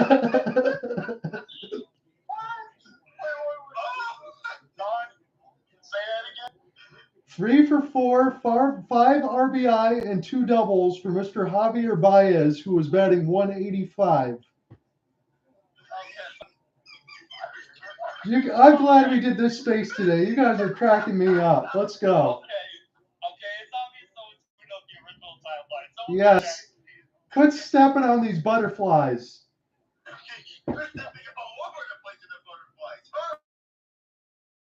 that a Sound of Thunder reference? If it was, I didn't mean to. I mean, unintentional, but can't work. And we think of Sound of Thunder, and that's what Mikko Rantanen brought here in the second period. That's how and why we're back in this game. We have allowed 6 in the second. It's the first time the Avalanche have scored first all series. Get serious on that. Wow. Game 6, first time that they scored first all series long. That was just at the first goal in the first 5 games. This time it's Colorado's turn to have the first. Stankovic tied up by Drouin, but that's a bunker stat. You can't believe that it is a real stat, but here we are, guys. Somehow they made it to the second round. They have because of the disappointment that Winnipeg is. Saying that the Winnipeg Jets are disappointed may be the understatement of the year. 6:45 gone or 7:45. So Lindell, the referee, jumps over this puck for Chris Tannen to handle. Harris Smith entering, drop pass it over to Steele with the delayed on it. That bad shot from the point. Shoved towards the penalty box doors. Dallas will get this one out to center. Bouncing puck. Up for grabs. Keeping Ronta tied up. Smith had it for a moment. Boxside helped them out. He is shoved towards the far corner. He kept it in. And a deep shot that bounced off of someone. That was Alex Petrovic taking a shot. 28 and White in the victory green. After back in, but they're offside by a nose hair. 11:27 to go. You couldn't have told me if the shot attempts were 12-9 that I would have thought there's been action all over the place in this game. And yet there has been. As you said, Alec, this probably should be a 4-3 type game, but yet it's 1-0 Avs. Colorado, but because we had several outstanding plays from both sides, we had this result, which prevented what you said, a 4-3 result to this point in this game. It's not high scoring, but these two teams are some of the highest scoring teams in the NHL, but some of the best defensive teams that outside of 11:22 left. Again, I'm wondering, I mentioned with Alec, he's going to think that the shot differential is not going to bother him just yet, but I do see Colorado playing a much better game that they needed to in Game 5. They're doing so in Game 6, and yet I kind of feel like how Mr. Nava does. I'm thinking Dallas can break out at any time, but man, oh man, I think they do miss Roope Hintz. I think that's bothering them. This absence may have entered Dallas under lineup, and it's showing in here so far that they need him back. And they would love to clear him as Petrovic is rushing back. Auditor playing away from Brandon Duchene with Duchene close by. That was dangerous. Well, sometimes deep goaltender tended goal, but that was not played into a freebie situation for Colorado. Mason Marchment to the right side. That one kicked out by Georgiev on an easy save. 10:50 to go. Sent inside by Chris Wagner, the former Bruin. Auditor played it out over to the left side. He is intercepted again by Makar. Makar over Parise, cross ice. Rantanen couldn't bag this one home. Down the cross ice pass. Middlestat just kept it inside. Here is Parise in the near corner. Parise for Middlestat. Middlestat twisted and turned. Back at the point, walking is Makar. Across for Toews at the left point. Toews is going over to the high swap for Middlestat. Now back over the left side for Toews, who looks to the left corner. Rantanen, who continues to survey. Left point, Toews. On his deep pass, back over the point. Crisscross to go. Held at the right point. This side is Toews. It got blocked in front by Joe Pop. And he'll air this one out on the backhand over to the open back to Shane. No one-on-one situation there. Makar shut him up. And this deep entry, Auditor played this one out. Past MacKinnon and onto Dallas stick. That was Harley. Now for Robertson, this one went right by him. Deflected in, past the red line. Colorado restarts, and it stretch pass over to MacKinnon. And MacKinnon forced backwards, rushing back to his Gerard, away from Benn. Cut away on the pass. Drouin got tied up. This one's up high. This might be out of play with 9:36 to go. And we'll take a stoppage. As we will. 12 shots on way for a little bit. Your only goal this game so far, Mikko Rantanen on the power play, and Jonathan Drouin and Cale Makar at 5:48. Alex Scurry, 10 out of 10. Jake Ottinger, 11 out of 12 as we take a TV timeout. So I know we just talked this earlier, but the result is final. We will have a Game 7 at Madison Square Garden. The Indiana Pacers, 116-103 over the New York Knicks to overcome a 31-point effort from Jalen Brunson. And Spicy P, Pascal Siakam, leading the way with 25 points, 7 rebounds, 5 assists, and chimed in defensively with 2 steals. Tyrese Haliburton, 9 dimes in the win. They need the Indiana Pacers do to be able to get Tyrese Haliburton to play a strong game on the road if the Indiana Pacers are going to take out the Knicks at the Garden in Game 7. Agreed. But man, you know what though? You see Houston and Pascal Siakam can replicate what he did tonight at the Garden. They may not need Tyrese Haliburton to, turn into Superman, because when you got, truth be told, up until this game, Siakam has not lived up to what he was traded to be. He's underperformed. Tonight was the first night I think he led the Pacers in points this entire playoff. So, he does that to Garden. All the Pacers have to do is have a balanced scoring attack. You might be right about that. And I see 25 points and a plus 20 to help lead his team when he's on the floor. That's good work. Yeah. Indeed. That good work indeed. For the Pacers to force that game 7, they have 2 wins, 1 on the road. The only road game that they won, that came back in the first round against the Milwaukee Bucks. That was in the opener. We're back here from Denver, Colorado.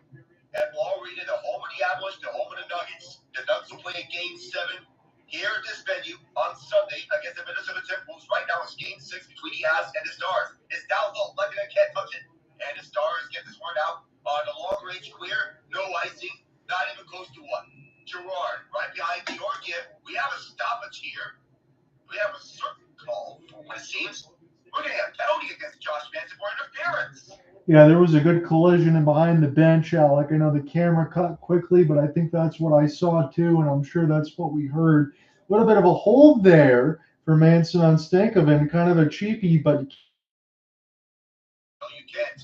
That was Dallas on their first power play this game. It's a low slight tug. Interference for holding. I think you lean more towards holding in this case, but either way, you can't do that. No, I agree. That one at least is more clear. I'm still kind of wondering how Elias Pettersson the other day got a charging call when he didn't even charge. I mean, it was all stationary. Yes. I guess the argument for the officials were that he just simply left his feet. Sure. And when someone leaves his feet, normally that would be a charging call, but he didn't even jump towards anyone. He did not have a man out as charging, but I guess what they call it is what they call. Here's Pavelski around for Johnson. Johnson shot stopped by Georgiev. Stars keep his side on Robertson's stick. Here's Heiskanen back in the play. Pavelski setting up in the left circle. Back for Heiskanen. They go tic-tac-toe, play catch. Heiskanen across over to Robertson to set up for Benn. Benn back for Robertson. And back into place, Heiskanen. Heiskanen back for Robertson one more time. Looking at the slot. Down the right side, here's Benn. Got that one away. And it's all the way back at the Avs logo for Robertson. The drop pass for Heiskanen. Heiskanen moves this one up to the far side. Benn over to Benn. Benn serving. Around he goes. At the top of the right circle. Skating casually around. Forced to the outside by Conquiano, his ex-teammate. Back point. And around for Robertson one more time. Looking back. Heiskanen. Left point this time. Robertson tic-tac-toe. The pass where Johnston broke up. And the Avs cleared this one down. 55 on the man advantage. As fans cheering for this penalty kill. Heiskanen looks behind. And leading the way, this is Matt Duchene. Duchene will look left. Now back around. For Harley and Ryan around to the right side. Here's Seguin. Rips one. Georgiev stopped it. Behind the net. Seguin has trouble with Walker. Gerard also there poked around is kept alive by Seguin. One time Georgiev on club saying is still alive. Duchene. Chris has crossed for Marchment and back. Marchment's down low. Now back into place. Harley. A ripper. This one back to net. Harley trying to keep this in and does. It's over to left circle. Down low. Let's go. At the shade. Wide open. Seguin. Georgiev shut the wall. Gavoranda trying to clear Kent. Harley holds it at the right point. 5 seconds on the man edge. Loose stick onto the ice. Stankoven feeds it. That was fun. Gavoranda gets it out. This might be a hand pass to Seguin. Just Benson wide open. Breakaway. And they're going to signal it dead. Very clear on the hand pass by Joel Gavoranda. Took before Josh Benson a breakaway. that was absolute, Alec, survival mode for the Colorado Avalanche there. Jamie Benn, that was a great save near the top of the right crossbar for Georgiev. But I thought it was Jenga blocks in the middle of an earthquake, and I don't know how score there. Oh, man, yeah, you ain't wondering. And good look after good look. There's so many looks, especially Jamie Benn, Logan Stankoven, all those guys on the power play. You'd wonder how many looks they had. And the unofficial counter may be at around 5 on full power play units. That was the best power play that we've seen from Dallas thus far. Even though it may be their first one, if this holds up, that might be their best power play. Unless, but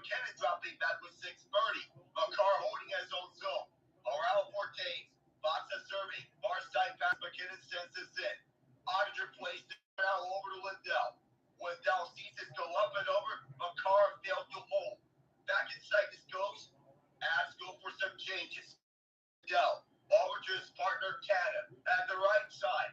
Moving up now through center ice. Canada skates this one inside. He has down now limit. Fires this one out of Georgiev as this one's kicked out. Avs trying to get this one up. Can't do so for the moment. Marchment brings it back inside for Seguin.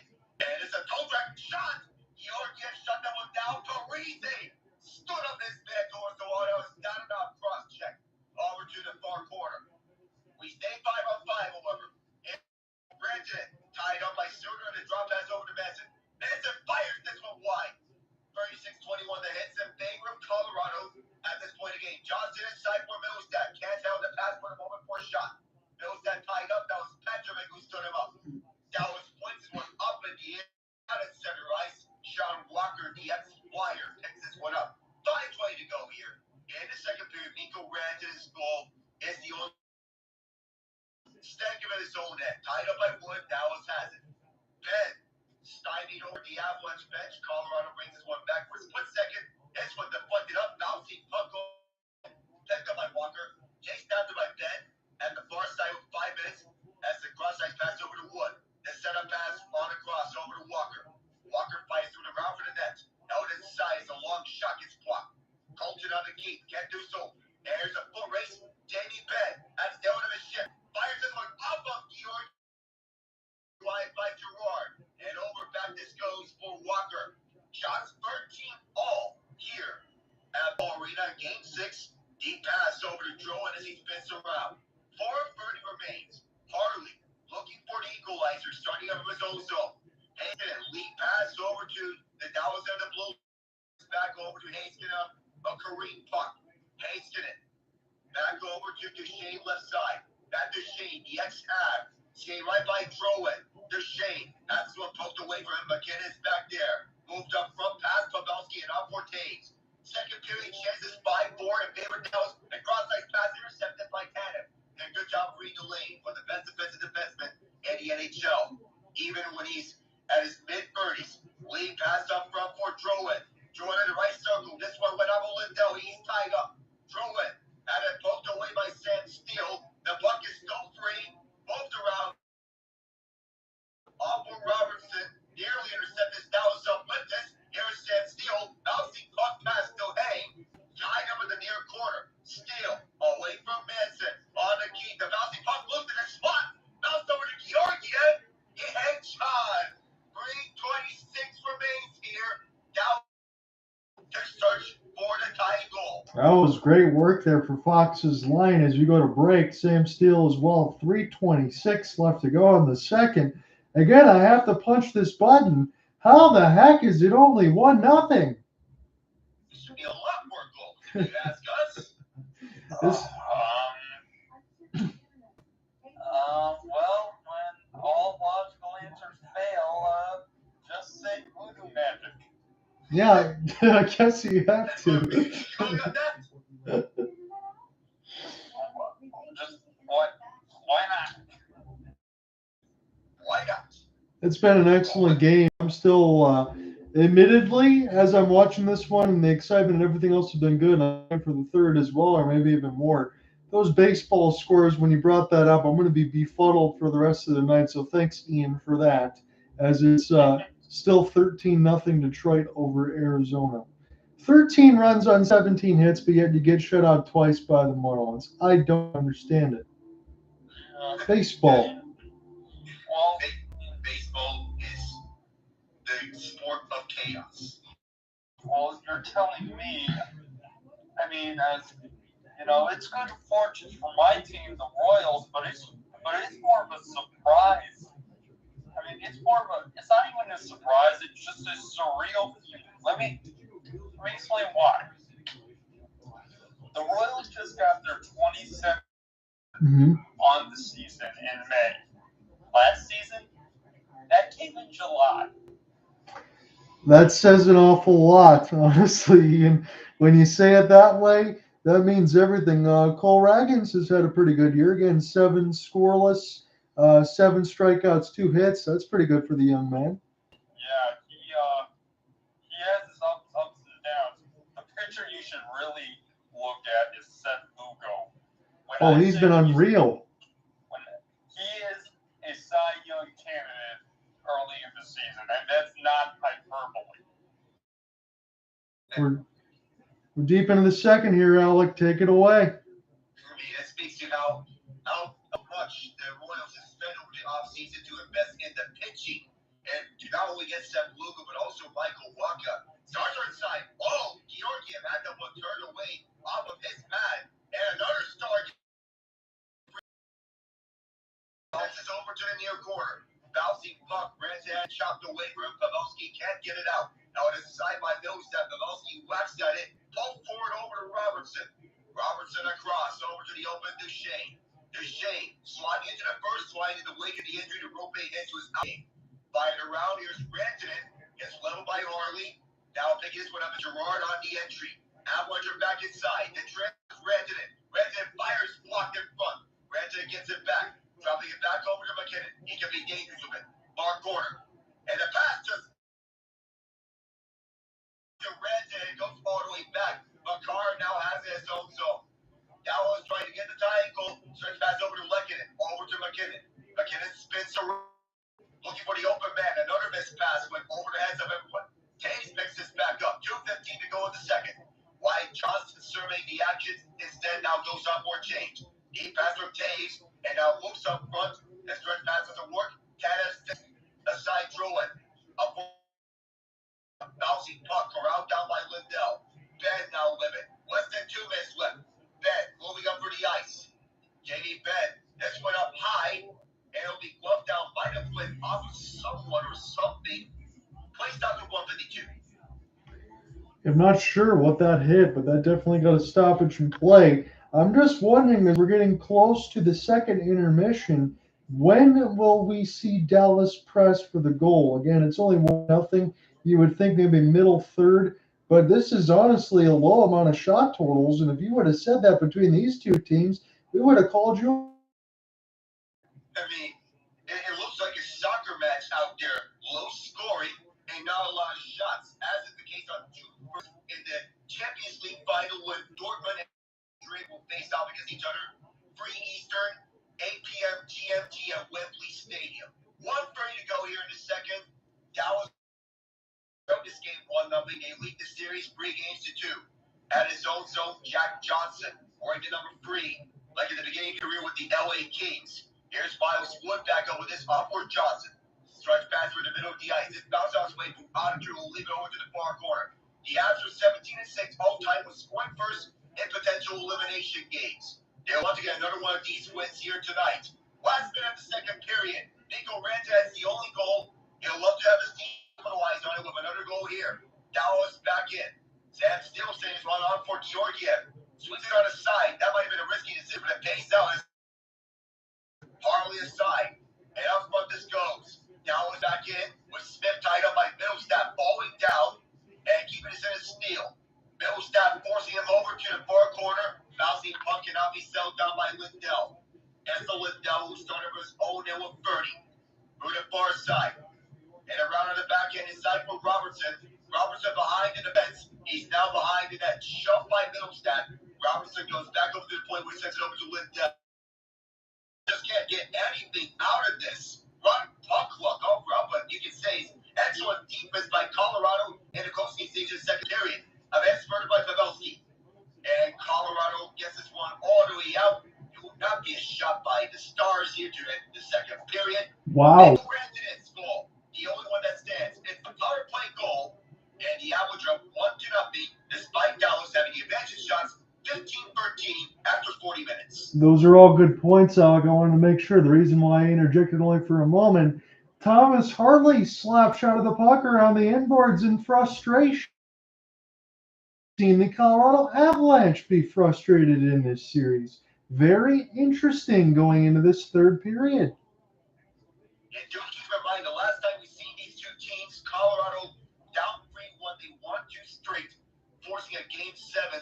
That time when they were banged up, all into all sorts of ends and back. Gabriel Landeskog missed game 7, and both of Phil Grubauer and Pavel Francouz, they were out because of injuries. They had to start Michael Hutchinson in net, and they won because of a lights-out offense to all ends.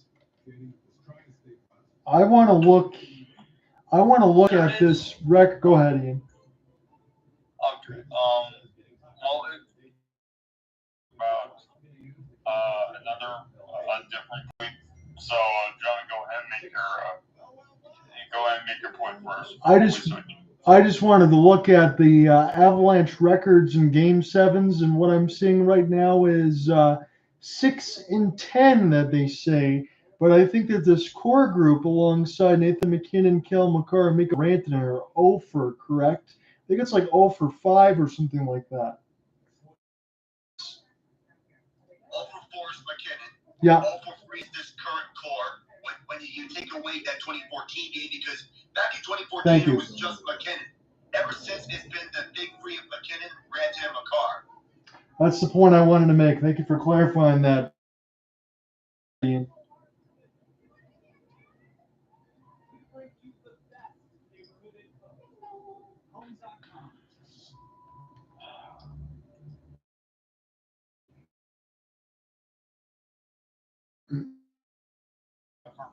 For some reason, I was silent right now. You can hear me. I've been able to hear you guys.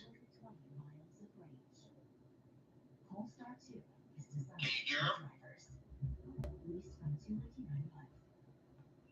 This space is just all over the place, it seems. But Alec, you can hear me though. We're good on this side, I think. Yeah, we're good. Okay. Some of us are good here. Yeah, I don't know what's going on. Alright, so Ian is decided that he's going to reset because. Alright, let's try this again. Reset, John. Yes, I got you. Okay, I got you. All right, I got you both. Okay. So the point I wanted to make is actually the Game 6 that's going to happen tomorrow. I gotta be honest, fellas. When I picked the Canucks to beat the Oilers, and everyone thought that they didn't really think the Canucks could stand up to the Oilers offensive attack. But just like Aiden Hill last year, it appears that Arthur Seelov is trying to be the next underdog hero. Even though, the Canucks are not underdogs as a whole team, but as a goalie, come on. I'm with you on Shelovs. He's been a great story.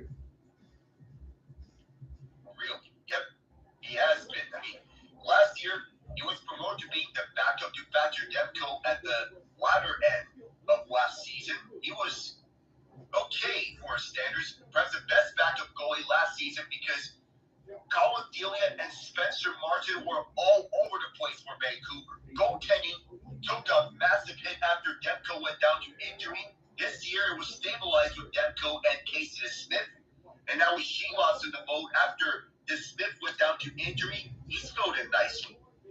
Yeah, I don't know if Demko is going to be on the entire playoff, but if he were to come back, what do you do? I mean, I get it. Demko is goaltender 1, but with the way Shelovs has been going, do you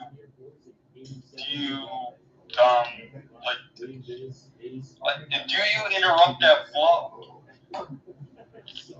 It's a tough question, Ian, and it's honestly a tough call, but I think Shelovs has done enough to where, let's say Demko, you're right, let's say he does come back by like Game 2 or Game 3 next round, assuming that it gets done for the Canucks. I think maybe you give Demko an extra game of recovery once he gets cleared, and then you might see what happens. My only concern for Shelovs is he might be tired from playing games every other day, when really this is his first true action in the NHL, correct, for the most part? Yeah, this is first true action. And again, we said the same thing when the Penguins, they had to rely on Matt Murray in 2016. We were concerned about his rest. Yeah, I didn't blame them for starting Marc-Andre Fleury in Game 5 against the Lightning. That made sense. Then you had to go back to Murray. He was the hot hand. and it was the right choice going back to Murray on the way to the Stanley Cup. The same case happened in 2017 when Murray was inserted in goal for Game 4 against Ottawa, coming back from injury. I know Fleury did a lot for Pittsburgh in 2017, backstopping the Penguins to back-to-back series victories in the first two rounds against the two best teams, arguably, in the entire NHL that you can say. But also, you speak of Murray and the impact he had for Pittsburgh in those years. You go to Murray and for the rest of the playoffs, you can say the Penguins made the right call in relying on Murray. Yeah, I see what you're saying. Now, truth be told, Demko, okay, at the time they did that with Murray, is Demko the same age as Fleury at that year, at that time? Or I don't believe he is. Demko's rather young, and he's one of the at that time he was one of the top up-and-coming prospects for Vancouver in nets. There was debate on when he was going to come up, when they were going to get him onto the system. Right. And, they made the right call with Demko. Thankfully, they've got a team now, but it's, it's just one of those questions that you have to, at the very least, Shelovs has proven that, hey, I'm no longer the third stringer, I agree. If I have, if something happens again, I'm going in. He's going to shots. No, I agree completely, and that's a good point. I think Casey DeSmith, if it's ever his point again, he can be ready. But I would have Shelovs there as the second gunner. And honestly, as we said with Demko, I wouldn't mind if you're going to the third round, giving him an extra day of rest and seeing what happens. Because I do go back to the initial point of thinking that maybe Shelovs might be exhausted from playing every other day. We'll see how that is. But I think Rick Tocchet, and I will say this in all honesty, I wasn't sure how it was going to go from last year because I thought that the Canucks always had a ton of talent. They just didn't produce all that well. Now this is kind of bearing fruit. That's good to see. And I think one of the best coach embodiments, if it's not for Paul Maurice on the Florida side, definitely in the West, it's Rick Tocchet and the Vancouver Canucks because they certainly play well with him. Oh, yeah, because it's not like, when you look at that team and during last offseason, it's not like they rebuilt the team. These are the same guys from last year. They've just found a way to finally gel together. JT Miller has gone from full tilt diva to legitimately when they chant MVP for JT Miller, they have a point. That was a smart re-signing, wasn't it? I think the point of tumultuousness they made is correct because there was some issues of that or whether or not he was going to be the guy. Hell, he scores the game winner yesterday and they're chanting his name. Yep, and of course, the biggest thing going into next offseason was were they, can they do enough to convince Elias Pettersson to stay? And they start winning, and he agrees to an extension mid-season. Best case scenario for them, considering all things that happened. And it was kind of funny because, okay, one guy doesn't work out, Andrei Kuzmenko, he turns out to be a pretty good player. The Flames will benefit from that too. But then look at what Nikita Zadorov and Elias Lindholm are doing since that trade. It seemed like it worked out for everybody. Yeah, it's crazy how, and for the life of me, for most teams that have a turnaround or have a dramatic boost in production and are able to go far, you can look at a specific moment or a specific signing or trade where that made it all possible. For the Florida Panthers recently, it was the Matthew Tkachuk trade. It was boom or bust, and it has boomed for them. For the Vegas Golden Knights, it took a few years, and they really, they played that game, but the trade for Jack Eichel, the signing of Mark Stone, it eventually led to a cup. And if we want to take it back, a little bit further. I know this team is not it now has a tainted mark on it, but when the Blackhawks signed Miriam Hossa, on the back end of his career, and that led to 3 cups, or there are so many examples. But with Vancouver this year, what has it? What has it been other than John? I think you hit the nail. I think you hit the nail on the head. The only big change is that they brought in Rick Tocchet. Yeah, he's kind of changed all that stuff around, and you love to see it. You talk about some of these other things too, and I hate to say it this way, but sometimes it seems like these coaches are the old boys club, correct? Like they keep recycling the same names. I think Rick Tocchet kind of came out of nowhere. Hell, do you want to be the coach of the Vancouver Canucks? Sure, why not? I'll go from a cushy analyst job in TNT, and then I'll jump in on this and completely change this team around. It's incredible. It's for sure. The way that he has implemented the defensive structure all around you. You improved this team from how it was under Bruce Boudreau. And while the big question was how Boudreau went out, sure, because that was rather questionable on that part. I'm not mad at Rick Tocchet. I just felt like the way that Boudreau was sent out, he knew he was going to be fired. He knew his days were numbered. Yet everything still worked out for the Canucks. This team is basically the epitome of how in the world did this team get this good? They have the same guys, much of the same talent of crucial off-season signings and key acquisitions throughout the season. They vastly improved the team. You bring in Carson Soucy, Ian Cole, Noah Juleson comes in. Philip Hronek acquired at last year's deadline.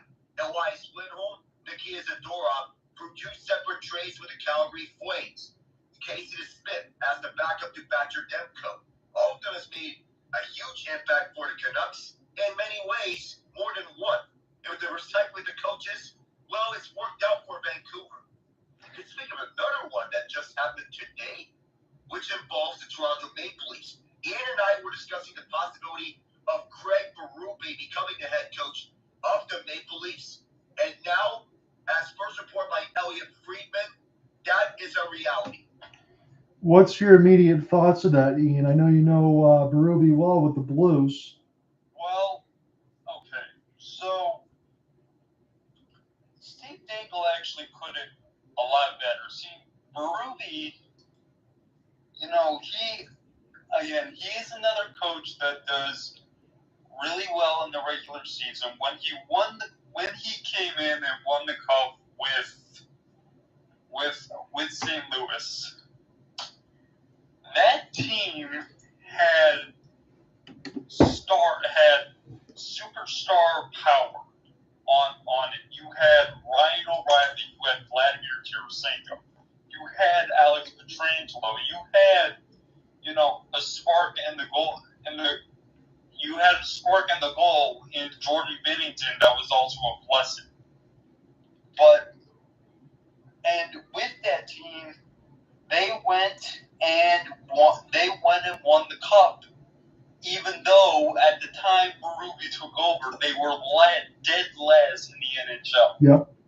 So, but after that, after the cup year, he only won 1 playoff series. Here's the facts. But here's the fact of that is that the Blues, it wasn't really all Berube's fault, because what everyone forgets is the Blues made some rather questionable decisions with their free agency signings. They paid way too much for guys like Justin Falk, Marco Scandella, who didn't live up to what they needed to be for what they got paid. And because of that, last season, they had to trade away all of their talent. They traded away Tarasenko, O'Reilly, Nikola.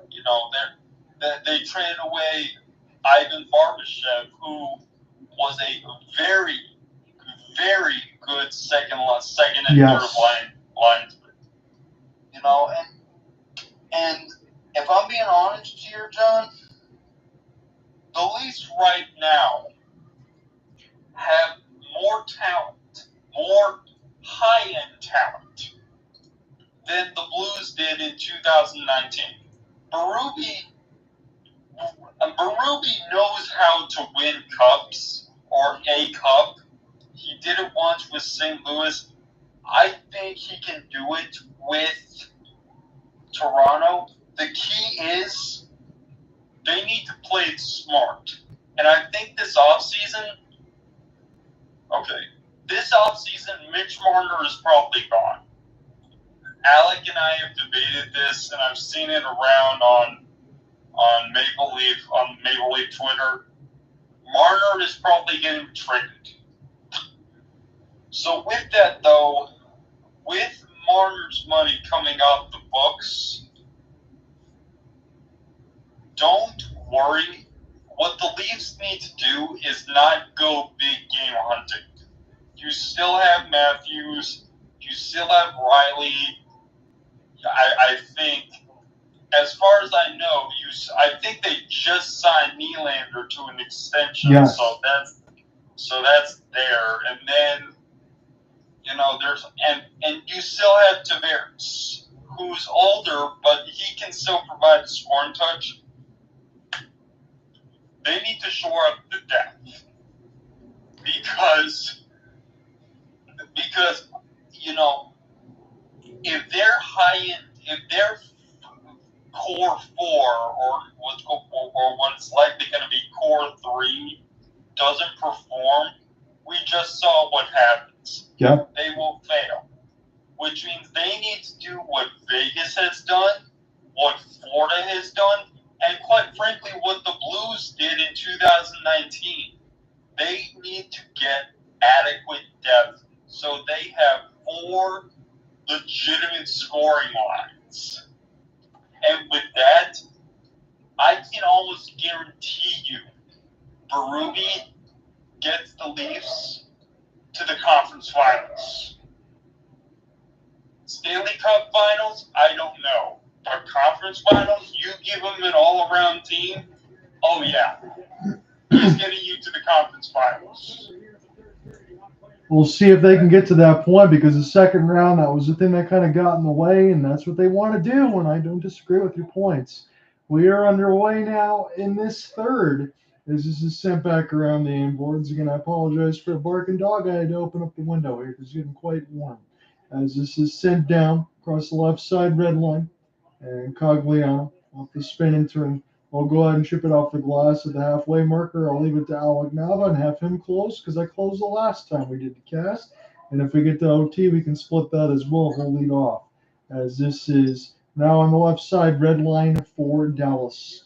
John Under with you alongside Alec Nava and Ian Genji. This is game 6. Not a lot of shots, but the shots that have hit the net, there have been some spectacular saves. And the lone power play for the Moose, Mikko Rantanen, has gotten the job done so far for the Avs, who must win to play another game on Sunday night. And if they do, that'll be my next portion of the schedule. I'm not sure if I can get for tomorrow's game for the Canucks and the Oilers, but we definitely will punch into game 7. If that goes 7, I will be here on Monday for that series. As this goes in off the end boards now.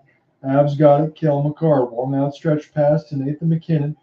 Kept in the high slot. It's Sam Girard who's racing him behind the net. Every single Av right now is coming and going in between the right side circle and back, forwards and defense. Slap pass. And again, that's good to see, because Jared Bednar needs his whole team to activate if they're going to be able to win against a team like the Dallas Stars. Icing's waved off, and it's Josh Manson now. Try to take this right to left. This cerulean and maroon. Skate this one in the zone. Long shot. Held by the 5-hole of Ottinger. He's got it. I want to go back to what Ian said about the Maple Leafs and when we were still in intermission, which I like his points, that they need to shore up the depth and get adequate scoring pieces. They need to grow a complete 4-line team that can go all around scoring-wise. Kind of like what the Vegas Golden Knights were last year, and most of these teams remaining are this year. Like the New York Rangers or the Florida Panthers that we're seeing right now. that if Toronto does that, we can see them going to the conference final. Hey, Alex, if I'm the Toronto Maple Leafs, Hold up a second. JD Benn, tying goal. Go ahead, Ian.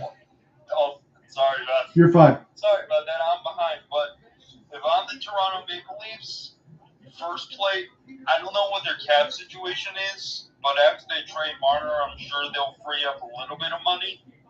I'd make a play for Chandler Stevenson from the Vegas Golden Knights. Like, you stick him on the second or third line, like that right there, you've already increased your score. You've already improved your scoring depth. That play that we just saw from Jimmy Benn, that was almost like he scored on a breakaway, Alec. Almost was. It was all along the front of that. I apologize if this goal was being stolen. The goal call was being stolen from us. All good. If we were if anyone was stepping on anyone's toes here, but 1-1, Dallas will take it any day of the week. But Gauntlet setting up Benn right about was flying down the ice. Reminiscent of his 2015 4 when he had the most points in the NHL. Tyler Seguin has the other assist. Benn and Seguin, like bread and butter back in the old days. Absolutely. That's what Jim Nill got those guys locked into, and now he just keeps drafting diamonds. Now another one-on-one play, and this had to be sticked away out of midair. This will be sent down the ice, and this will be blown dead against the Avs. All of a sudden, we got a brand new hockey game. Sure we do. 2:40 into the third, and the goal coming at the 156th mark of the third period. The Stars are not out of this. Neither are the Avs. Sent in from Seguin, Gauntlet on his back, and I believe this was a no-look pass from Gauntlet onto Benn, who just went forehand, backhand right around Georgiev, made him look foolish. I want to say this for Evgeny Dadonov, and I say this in the right way. It almost seems like he's got a Super Saiyan type form. He might miss some easy ones, and then on the other end just makes some absolutely spectacular plays. It's all or nothing sometimes for Evgeny Dadonov, but when he makes the plays, they work out pretty well. Sure it does. When he makes the plays necessary, it's going to work out nicely. Man, a couple rebounds out in front for Georgiev. He robbed Matt Duchene. And now all of a sudden, we were going to say this in the last 5 minutes of the second period, not all of this third, the Dallas Stars have awoken. And that is scary news for the Colorado Avalanche, as it's Chris Tanev. Outstretched pass is a knuckle puck. And this will go back into Colorado's end. How are they going to respond? The shot board now is even at 16. And when I tell you that, don't dismiss these goaltenders, even though the shot totals are low. They have been excellent. Jake Ottinger made a couple ridiculous saves, and Alex Georgiev on that last opportunity with traffic in front, that could have been a goal. This could easily be a 5-4 type game, but it's 1-1. As Mikko Rantanen gets cross-checked right in the back, they'll still play on, and that's going to draw the ire of the fans. I don't blame them on that one, as this is now put in behind the net. And the Victory Green Tops get a chance to go now from left to right. The captaincy, Jamie Benn, has just tied it. Mikko Rantanen one-on-one. He tried to go for the top right post. And now Devon Toews will get it back to the Moose. Working behind. Good defense here for the Stars. There's Jamie Benn. He started now left to right. They'll be able to bing this off the glass right to Tyler Seguin. Here's the cross and a stick in the lane. Will deny an opportunity right out in front. Dallas could have taken the lead. But now this goes back to the NHL 24 cover athlete, Cale Makar. We'll start it again with Devon Toews. Outstretched pass, find the entry, Artturi Lehkonen. Here's Drouin. Turn and spin near the right side boards. Nathan MacKinnon, long shot. This one blocked. MacKinnon gets it back. MacKinnon shoots. This one's blocked a couple times. The Avs try to file it at the net. Here's Lehkonen. Now MacKinnon activates. Oh, what a pass and block in front of the net by Robo.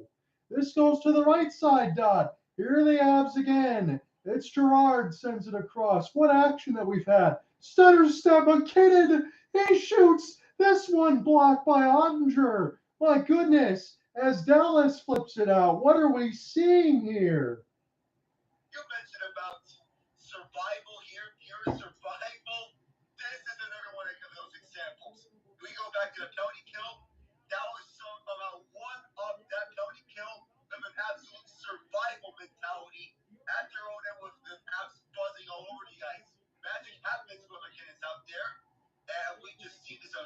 shapes and forms.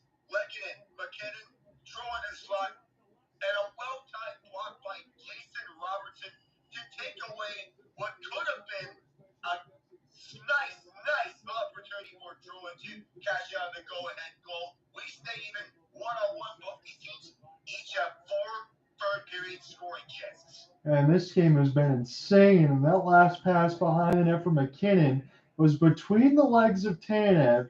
And then Robertson dives to make the shot block, which could have saved a goal. This one blocked out of the air. It's picked up by Pavelski, and Georgiev's going to get back in the standout near the right side post. This will exit through the neutral zone.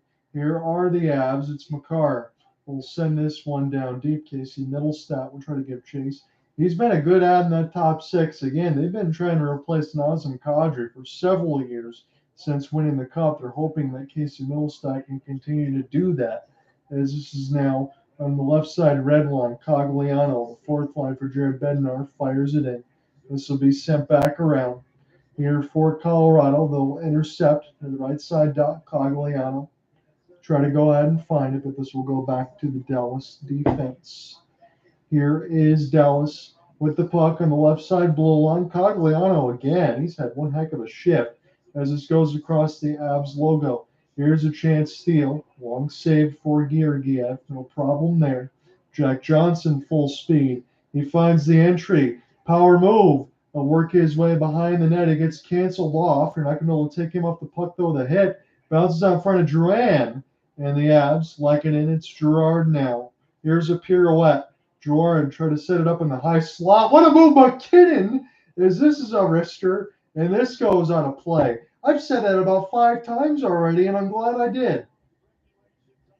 Jack Johnson driving the offense. You don't see this often, but that time he did. But Dave MacKinnon, what a sweet he moved after a pirouette by Sam Gerard. He put the Stars defense on a blender, and he spun them out so much. If only Colorado can capitalize on the opportunity, it would be even sweeter. But if this goes to a game 7, you can bet Colorado is putting this on the highlight reel.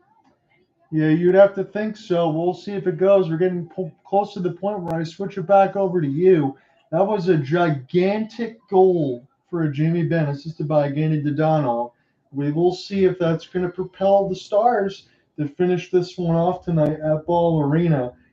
But if it is, this game 6 was a heck of a lot better than the game 3 that we called, in which it was complete domination from the Dallas Stars. At least the Avalanche have shown you over the last couple they have a pulse. And back-to-back games in which I covered back-to-back great games between this one and Rangers Canes yesterday. Even though it's a heartbreak on my part, I have to acknowledge that game could go down as a Ranger classic, one of the greatest individual efforts ever seen by a New York Ranger or someone wearing a Ranger sweater. Chris Kreider, natural hat trick again.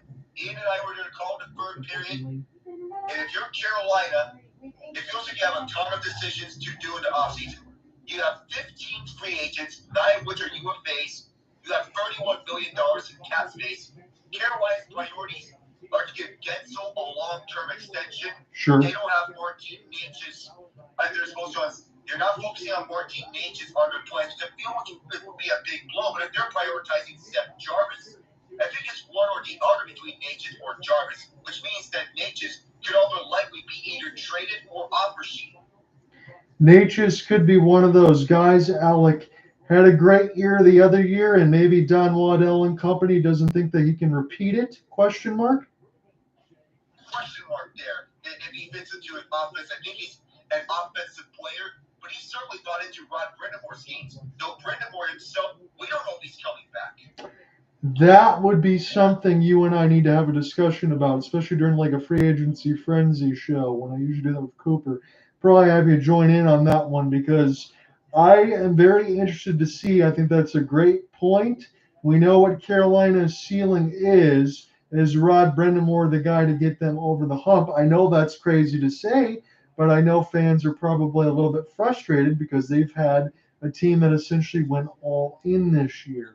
12:05 thereabouts left to go in the third. Middlestat will find the entry. Parise will try to drive the net. Middlestat's pass doesn't go anywhere. And now the Stars up a 2-on-2. The youngster Wyatt Johnston will get taken down on the ice, but picked up by Girard. I don't know how he got that pass through, as it's Mikko Rantanen. They'll turn. They don't gain the line. And now Johnston will try again. He'll take a short side chance. This one goes out of play with 11:42. Record near the same place we scored the game-free overtime winner against Vegas. Never a bad idea to find the smallest of angles right on a goaltender and try again to get a short side shot. That time it went off the mask of Dior given out. That's a rare save. It's head save, I guess, right off the top of the dome as they're showing Nathan MacKinnon. I mean, he's had his dancing shoes on all night.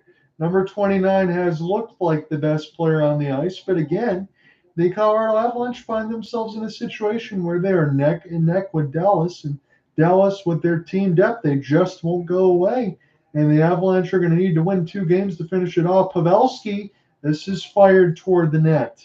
And I'm going to get set in a moment to handle this back to Alec once we get a stoppage or even a spot where they get a little bit of a break. There's a double team hit, and that was a good one. And behind the right side board, still working off the body contact after absorbing the hit, was Matt Duchene. He's still working with this, even though he got pasted.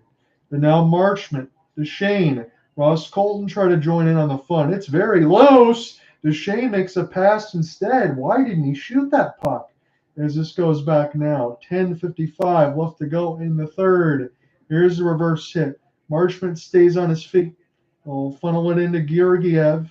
This will be sent back toward the right side red line. Touch pass. Nathan MacKinnon out there again as this is off the drop. It's Girard. Good save. Ottinger with the left arm. This will be to the right side red line. Here's a touch. Girard. Slapper. This one goes off the inboards. Picked up by Dallas. They'll try to get this off the glass. MacKinnon steals. Plays it in between his legs to Drouin. Drouin trying to stick handle out of the air. He'll get it out of the right side. MacKinnon gets it back to Makar. Holds it in. Back to number 29. He's held against the boards. You take it away, Alec. There we go. Halfway in this third period. The clock is showing 10-10. Now John, he ain't get you here. Game 6. Dallas leads 3 games to it. Games in this series, Colorado and Dallas are tied 1-1. Mikko Rantanen and Benn, they have the goals for Colorado and Dallas, respectively. It's Heiskanen in his own zone. Clock showing 9:52. If we don't get an icing here, the next whistle will get us to our second TV timeout of this period. Should we have overtime? Look out! It's losing from Rantanen! Turned away by Ottinger. What a dangerous misplay behind the net by the Dallas Stars. 9:42 remains. Ellie, your stoppage. We do get our stoppage, Alec, and I said it just before with Matt Duchene. I didn't think he needed to make the extra pass. We get the misplay there for Ottinger, and I think the Avs might have taken maybe an extra beat too long, and it gave Ottinger the time he needed to just recover off a Rantanen chance as we go to break. That's what it looked like there. A dangerous giveaway by Thomas Harley right behind, and then you don't want that to happen. Otherwise, if Steve Dangle was still on Sportsnet, he'd be adding this to Steve's Dangets. Yes, he would. This is a good contest. It's 1-1. If I have to ask you, gentlemen, now, let's do it during the break. Give me one for each team. Who scores the game winner? Stars. I'll go with the old man. I think it's Joe Pavelski. Who do you got for the Avs, Ian?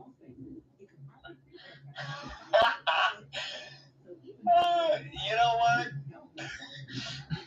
Icing on the cake. Jack Johnson. Go ahead, Alex. You don't see that on him, but go bold or go home. Yeah, pretty much. You know, I'll have my picks here right now. So for Dallas, I do like you and going bold. Sam Steele for the game winner. As for Colorado, how about Casey Middlestat? Give me I want to say Wyatt Johnston, but I won't do that. They go Tyler Seguin, and he's been a hero over the last several playoff years when they needed goals. Arturi Lehkonen. Oh, he's been Mr. Overtime between Colorado and Montreal when they need a clutch goal from him. And he's known for game winners when it matters most. So I don't blame you for the Lehkonen pick, John. I can see that as a valid one and a nice one indeed. Let's see what we get. We should have an exciting third in front of us. All right, we're not exactly seeing the checkered flag up. The green flag is still out. And speaking of which, NASCAR is at Wilkesboro for the All-Star race. Fired in by Makar's first defensive pairing is out there for Colorado. Chris Tanev now behind Jake Ottinger's crease. Goes over to the far porch where it's picked up by Seguin. John is picked for the game winner for Dallas. What is materialized? Tanev fires one. Seguin picks it up behind the net. Tries to center one up in front. Here's got it over the wraparound. Turned away by Georgiev. He has it again. At the near corner. The pass can't reach Benn. Colorado looks to get this one out and does. All the way back is Miro Heiskanen, who received this one from Ottinger. Heiskanen will start the offense with 8:45. Driving down for the far side of the boards. Fired around. Johnston there. He gets tied up by Parise. This allows Colorado to pick this one up. Eldon by Colorado at the defensive end. And he'll send this one down. Bouncing puck around down center by Parise. Will leave for Manson. Manson fires around the far porch. Ottinger slows it down over the far corner. Playing in traffic though. Eldon by Rantanen. Rantanen behind it. Here's Parise. Tight shot. This hit the outside of the cage. Heiskanen will pick this one up once more. And will fling this one on his backhand to center. As stick this one away. Lands back on Harley's stick. Sent inside by Dallas. Scooped back up by Manson. And sent down the distance of the ice. Forced Rantanen spun around by Harley. Harley will have this one back.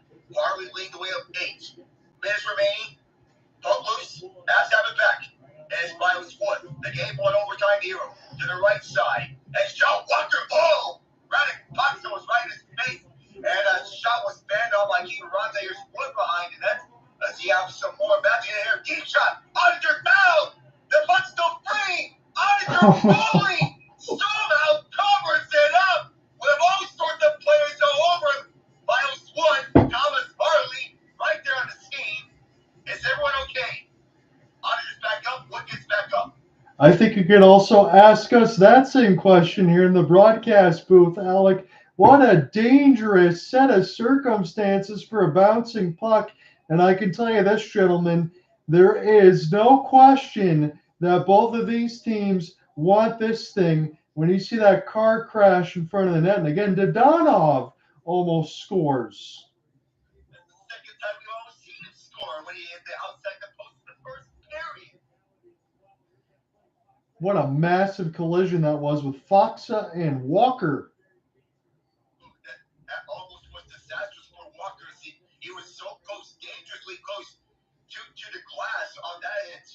If it got even more worse, then it could have been Zdeno Chara on Max Pacioretty in that one game. But it's not there because Foxa on the height, not even close to Chara's height, 6'9", even though Chara is retired from playing ice hockey. Here's Pavelski inside with 7:23. Over the near boards, he's tied up, taken away by Nate Dogg. And that was a recollect at center ice, sent inside. Stars trying to end this series tonight. Avalanche won to send this to game 7 at American Airlines Center. Pavelski inside, here's Duchene. Duchene toe tracks. Georgiev with the stop. And will be recollected by Miles Wood sent up to Mills. That was 7 minutes to go. Here's Ottinger out of his crease to place on his backhand for Tanev. The ex-Flame and the ex-Canuck. Off the glass over to center ice. Sent in by the Stars. Georgiev will slow it down over to Manson. Manson almost plays one in traffic. He's out to center. Avalanche look to move this one up. Here's Middlestat again. JT Copper was the last player in Colorado to wear the 37. He's now a Red Wing. Middlestat on the hole. He was acquired for the Sabres at the deadline. Dallas gets it out. Manson shoved that one away. Sent him behind the red line. The icing is going to be waved up. Colorado can't clear it. Dallas on the hole. Saying it's back down low. 6:20 to play. Low gets the go-ahead goal. Here's Heiskanen the right point. This one's given over stick. Rico on him. Backhands it out around to the bottom of the left circle. Or the right circle, I bet. Got away. Gerard airs this one out. It's up in the air. It will fall back down to the ice. And both teams trying to locate this puck is back behind the net. Avalanche are rushed with 6 minutes remaining here in regulation. Kivaranta to the near boards. Kivaranta around over to Colton. Had this one pulled away. Robertson trying to clear. Kivaranta on their faces. Kivaranta backhands it over to Toews. And here's Makar. Makar's deep shot. Loose in front. Kivaranta can't back this and this one home. Makar on the hole. Bouncing puck around now by Colton. Could not be advanced any further though. Here's Logan Stanley, coast to coast. Go to the near side. Around for the right circle. Shot towards the wall by Toews. But helping him out is Johnson who gets tied up. Pass Stankovic. Enrico onto by Walker. Sean Walker at 5:23. Stick look there. And sent down to the Dallas end. Icing the call. Chris Tan at the first there. Well, the shots are dead even now, and I'm trying to follow what happened in this play-by-play because I know Eddie Olczyk was talking about it, and Alec mentioned it during our call with us, that this puck just bounced up in the air, and really nobody knew where the heck it was. Oh, that was an awkward sequence. I believe one time the puck hit the jumbotron on one of the previous occasions, so they had to whistle that dead. You don't see that often. No, it was just a flyby. It looked like a UFO that fell back behind the net. Unless you're watching, don't see it often unless you're watching Dallas Cowboy games. Oh, you had to go there, Ian. I had did. to go there. Oh, I did. Oh, yeah. That one punch. And we got stopped in 505. Yeah, that one punch with the Cowboys faced the 49ers in the first of 2 go-arounds. We have a stoppage. Not sure what this call is. We'll get clarification when we get back. Was there? You said there was a punt that hit the jumbotron? Yeah, there was a puck that hit the jumbotron earlier in this game. Well, no, the football reference. What was the football reference? So here's what. So the Dallas Cowboys completely rebuilt their. They had a brand. They built a brand new stadium years ago. Mm-hmm. Now, and one thing that it included was this big scoreboard, this big jumbotron for their scoreboard. Sure.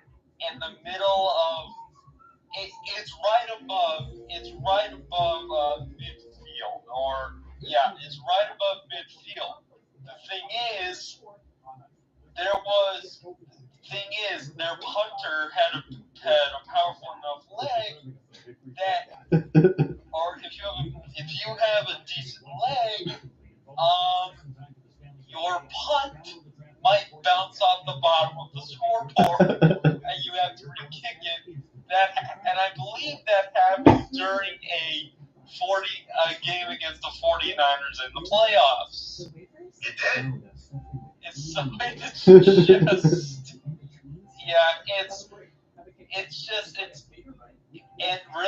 just a dig at the Cowboys because it's so easy to do. It's so easy to do, especially after what happened this last post. Oh my God! The last 3 years. Oh my God! You wonder, because I'm gonna let Alec get into this. You got the Rangers, you got the Stars, and you got the Mavericks. But how many of those don't care about that because they want to see the Cowboys win? That's my question. Oh my God! You wonder, but Right. that Dallas market is in good hands. Yes. Nonetheless. Well, see, here's the thing, though. I don't have a problem with any of the other fan bases in Dallas. It's just the Cowboys because they talk so much, but have done nothing for nearly 30 years. To back it up. Exactly. Here, it's just too much talk, not bite. So it's a good time for you, Alec, to jump back into it. I'm going to reserve my judgment because I know some friends from the Dallas side. If I say anything, that's immediately they'll start barking when there is no bite. So I know your guys' point. It's well taken on my end. I mean, and everyone knows about the Stephen A. Smith videos after every Cowboys Yes. loss.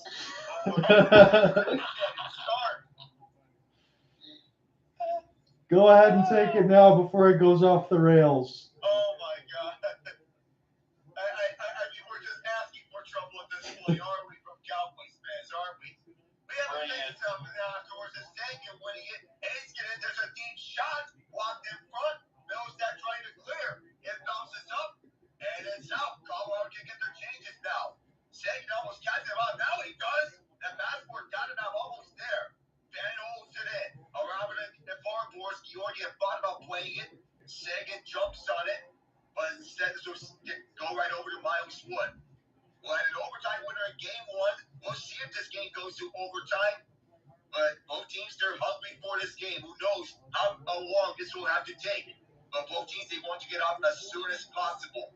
Don't want to risk any 4 overtime marathons like there was last year between the Hurricanes and the Panthers in game 1 of that Eastern Conference Final. Here's a deep shot that was blocked in front by Makar. Stanley picks up from the right circle. Stick away by MacKinnon. MacKinnon twists and turns. It's Tanev on the hold. Cross-ice pass over to Lindell, who holds this one through. And it goes over to Georgiev's right, swept away, and over to Drouin. Can't clear as this was just held in by Dallas. Stacking a tight shot, bouncing over. And right behind the net this goes. Lindell kept it inside as this wide the net. Almost made his way inside as well. And this was all the way out. Recollecting his Wyatt Johnson. Johnson had poked away. Here's MacKinnon taking it himself. Waits for reinforcement on the far side. Fires this one up. Rebound in front. Swept away. And ran down the hole. This one takes him out of a leg. Another shot blocked up. And Dallas will pick it up with 3 minutes remaining here in regulation. Driven towards the far wall is Marchment. Avalanche pick it back up. Casey Middlestat walks it back in. Around the forcing fires over to the far side intentionally. Parisi on the hold. Bouncing over Middlestat's stick. 2:48 to go. Dallas will get this one down. They can't pick it up now. Duchene does. He waits. Goes at across. Here's Marchment who fires it. This one off Gerard and out blue 240. What chaos we're having here. Absolutely. And if you're Matt Duchene, that's an excellent job to hit Marchment. If you pass that between your legs, you're just waiting for reinforcements. And you got a good shot against Georgiev that went out of play. My goodness. We're seeing everything unfold. The beautiful game it is. If necessary, Game 7 will be at Dallas on Sunday. Start time is at 7 Eastern. Tomorrow, the start time is at 8. And the start time, I believe, but what we're seeing at the NHL schedule, as I had to look at it rather quickly, don't know about it. I don't see it now. But tomorrow, we do have Canucks and Oilers, Game 6. Heiskanen off the face-off. On the left side is Thomas Harley. Deep shot goes around. And this will roll right back over to the near corner. Tied up is Marchment, who tries to stick it away from all the Colorado players. Can't do so. And we picked up by Colton, who just gets it out. And all the way back in center ice is Soder at the Avs logo. Back for Heiskanen, rolled over center stick. Rantanen picks it up. Here's the former star. Right across, the pass went off a leg. 2:10 to go. Here's Duchene, coast to coast. They're onside as Smith got one leg. A quick shot was blocked in front. Here's Rantanen, 2 minutes to go. And by the way, start time of Canucks Oilers tomorrow is 8 Eastern, 6 Mountain. Several sticks near the penalty box doors. Sent inside by MacKinnon. Will he have some magic? He made Chris Tanev look silly several times. Good hold by Makar, but sticked away by Dallas. And they'll get this one down, but not before there was a Colorado stick. Fox got tied up. Steele helped him out. Oilers went over to the near corner. First there was Gerard. Away from Steele. Rushing in his bed. They tried to clear, can't do so. 1:28 to go. A deep shot got to Georgiev, and the rebound was picked up by MacKinnon. What will the Avs do here in the final 1:22 regulation? Makar looking, still looking, down and out on his face. At center ice, Seguin shoved his man towards the wall. And Dallas will move this one up. Here's Benn. He's got the tying goal. They go for the winner here in regulation. Back in the right place, Heiskanen. Back for Benn. Benn tried to send it back over to Heiskanen. Thinks twice. Go backhand around. Last minute of regulation. Got it out in front. MacKinnon tied him up. It's loose at the far side. Poked loose by Seguin. Swept over to Rantanen. Who gets this one all the way out. Mikko Rantanen had it poked loose over near the Dallas bench. Stars trying to get this one up. Heart rate's rising here at Ball Arena. And at the near side, Middlestat sent in deep. Rantanen can't control it. And Dallas looks to get this one up. The puck still loose over to St. boards. And here's Wyatt Johnson emerging. Johnson had it pried free. And it's still loose over the right circle. Robertson lost an edge. It's around down low for Manson who got tied up. Mikko Rantanen, 22 seconds. If we don't have a goal here, this one's going to overtime. Cannon from his own left circle. 15 seconds to go. Dallas going for the win here. This bounce out to Georgiev. He'll cover it up, forcing a face up. 11 seconds and 2 ticks left in regulation. Dallas is starting to find some things again, Alec, as you talked about sometimes in the second, about 4 or 5 minutes in the third. Now at the end of this third, elongated puck possessions, tiring out the Avalanche. Jamie Benn, Wyatt Johnston trying to make life difficult and hold on to that puck. And it's gut check time. Make sure you stop anything with 11 seconds so you can get to OT. Some line changes here to move. Josh Manson's exiting out. 5-on-5 here. No need to corner goaltender here. Don't need to be too risky. Tired about the draw. Pavelski loses it. Here's Makar. Avalanche looking for a quick counterattack here to get the last shot up. They'll just shoot this one down. Heiskanen picks this one up. How about some play up OT? That is what we're going to get. I'm looking through my notes right now just to see and double checking that this is the first time in this series that we're going to OT, gentlemen. This is going to be fun. To correct you, first Correct. time Thank at you. Arena that you're going to play up OT in this series. We had a play up overtime in game 1 of this series. Thank you. That was the Avalanche winning 4-3 to come back from down 3 goals to win 4-3 with Miles Wood on a breakaway. Thank you for the correction. I'll make sure I throw that in my notes as far as we get to that, because you might even need a game 7. But yeah, it looks like the only goal for the Colorado Avalanche, it still sits at 5:48 for Mikko Rantanen, is number 4 in the power play, and that was a direct result from the Matt Duchene cross-check. Josh Manson doesn't have to pay for his, but Jamie Benn, the only goal of the third period, 156 against Dadonov and Tyler Seguin. Honestly, I know I picked Tyler Seguin, but getting Dadonov made me have my heart in my throat about 4 or 5 times. I could have picked him to win it. I mean, he's due for one eventually. I mean, there's another time when I picked someone who was due for a goal eventually in the game. That was game 5 last year between Carolina and New Jersey, in which I picked Jesper Foss. He had the overtime winner off the deflection off his chest from Jesperi Kotkaniemi's shot. I want to ask you this, because I'm looking at the goal totals here. So Jake Ottinger, 20 of 21. Alex Georgiev, 22 out of 23. I know it only matters in a win, but I just want to ask you this point blank. Is this Georgiev's best game of the series? We can say in a way it is. We can pinpoint about game 5 up to this point. It was, but now game 6, with him stopping 22 and 23, this is his best game of the series.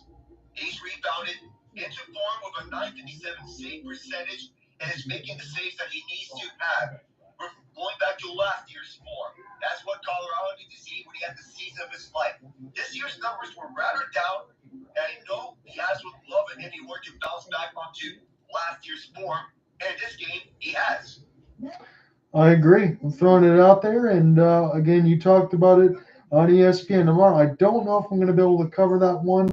The Canucks and the Oilers, if we do get to any Game 7s, I will be around for Sunday and Monday. Game 7, should we need it Sunday, that'll be at American Airlines, Avalanche and the Stars, and then Game 7 Monday between the Oilers and Canucks, if the Oilers can force it. Here's the thing for me. I threw this question out in the solo broadcast yesterday. I know you guys were bouncing around in there too, so we always can't cover a ton of games because I had a lot of other plans this week. But Calvin Pickard, I think, has played pretty well in this series. Do you think it's Calvin Pickard's net for the rest of the series against the Canucks?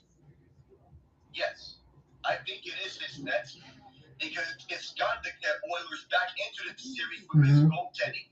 And, for some strange reason, it feels like there's always there's a backup goaltender who seems to outperform Stuart Skinner. I know Skinner is good in the regular season, but for some strange reason, it just all falls apart for him in the playoffs. That's not a shame towards him or anything, but Pickard, he stepped up in ways imaginable to be an unsung hero. I know goaltending has been all over the place for the Oilers this season, but What a year it's been for Pickard to go from being in Bakersfield with the Condors to get his number called when Jack Campbell completely fell face first onto the ice all the way down to Bakersfield, and a rough season for him. And now Pickard's entrusted with his nets. I think Pickard has earned this net now. So I agree with you on that. My follow-up question would be this.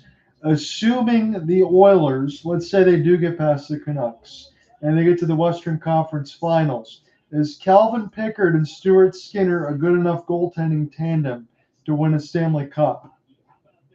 I don't think so. I mean, you have good goaltending tandems, then you have some of the best of the best. You win Stanley Cups because of great goaltending. I know people can point about the asterisk of the 2022 Colorado Avalanche, how that was for the team in front of Darcy Kemper, but Pavel Francouz did steal games for Colorado. Yes. When it looked like the goaltending was influenced in the wake of Kemper's injury. And no shade towards Kemper, but Francouz, he was as effective as Kemper was from time to time, left and right.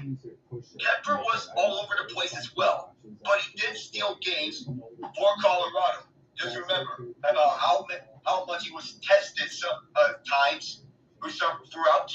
But game 2, that was the only game in that first round series against Nashville, which Connor Ingram tried to steal. It was Colorado and all things else. But goaltending has been all over the place for Colorado.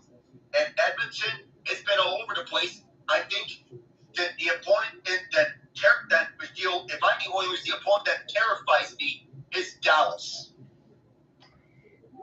I don't disagree with any of your points. I'll let Ian jump in a moment. The only thing I question, and you guys already know this for me because of the Ken Holland cynicism from him living the Red Wings and doing that, not really a fan of the Oilers, but I've seen over the last few years what this team is. I feel like the Western Conference Finals is always their ceiling. Yes, they did get the emergence of Evan Bouchard. The trade for Matthias Ekholm was still pretty good, but the rest of the defensive core, to me, not enough. And now the goaltending tandem again, whether you go from Mike Smith back in the day, not that long ago, or to Mikko Heiskanen or whatever you want to talk about, to now when you have Calvin Pickard and Stuart Skinner, I still have those same reservations. I know there are a lot of diehard Oilers fans that are hungry and they want to see more, but I just don't think the team is good enough to do it. No, they're too top-heavy. They lean towards their big-name players. McDavid, Draisaitl, Hyde, Bouchard, Nugent Hopkins, and then you have the depth that's all over the place. I get Evander Kane. I get Matthias Ekholm, who's arguably the number one defender on the Oilers on his two-way impact. Bouchard's an offensive dynamo that can't be questioned. Nurse is all over the place. The rest of the depth may be all over the place as well. You have goaltending tandems of Mike Smith and Mikko Heiskanen, and you follow up Stuart Skinner and Calvin Pickard. I'm not sure if you can win a Stanley Cup with those goaltending tandems and with questionable depth. You don't get away with that in hockey. You can get away with that in basketball, but in hockey, it's a team game, much like baseball. See, and this is why, no matter, when it was announced that the matchup would be the Oilers and the Canucks, I stuck by the Canucks for if nothing else, number one, the Oilers they still seem too top-heavy. Sure, they have 3 people out there that can score now, but again, it's always been this way with the Oilers. After McDavid, Draisaitl, now Hyman, and Nugent Hopkins, who steps up? Who takes the helm when those guys are not performing well? I know I keep going back to this team, but they're the most recent example. When Vegas won their cup, if Riley Smith and Marchessault and all those guys weren't doing, weren't doing so hot, it was Chandler Stevenson. It was a Zach Whitecloud. I mean, when Jack Eichel was having his slump, you have all this depth. It felt like I could name every player on that roster because everyone did something. Michael Amadio. Yeah. Who? What? But with the Oilers, you name the four guys. You can name the starting goaltender. But who's after? Who's next? I feel like those are the questions that we've had to ask ourselves over the last 3, 4, 5, 6 years. And that's the frustrating part to me, if I was an Oilers fan, that I don't think Ken Holland's done enough to address that depth. I still feel like, for the most part, you're trudging out that same team over and over and over. And it's almost at the point where we made that conversation about the Cowboys and laughed, where it kind of feels like the Oilers are like that. I know Gretzky and stuff back in the day. I get that with Mark Messier. They've won things tangible. I understand that. But over the last stretch of years, it seems like Oilers fans keep thinking, well, this is going to be our year. And all the Canadian sides of the broadcasters always pick the Oilers. Hell, you want to know the only reason why I picked the Oilers this year? Because I always take the Kings in the first round. But the only reason why I took them to go to the Western Conference Finals this year was because you're saying, okay, you got Ekholm and you got Bouchard. Bouchard's been ridiculous, but that's it. You try to add enough just to get there, but I'll never pick them to win a Stanley Cup. I can't do it. I agree with you. It's not enough when you have a super top-heavy team all around in the top six, the top two defensive pair, and everything else is all over the place. It feels like the Maple Leafs of the Western Conference in a way. You have all this top-end talent, and everything else is all over the place. It's just, once again, I'm left with depth. The Oilers, in my opinion, and it's actually what their greatest strength is in the regular season is ultimately what leads them to be. It's ultimately what leads to their downfall in the playoffs. They have so much elite talent that they don't believe in shorting up the depth. They are the Toronto Maple Leafs of the Western Conference. And I just don't,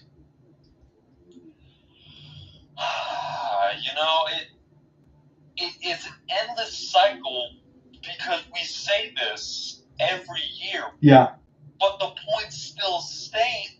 It's almost like, as crazy as it sounds, they will not win a cup until the McDavid and Draisaitl era is done.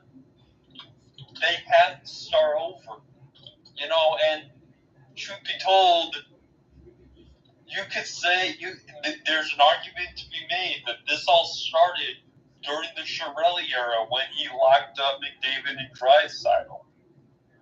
Yes, both of those contracts have proven to be great signings, but it's also handcuffed them.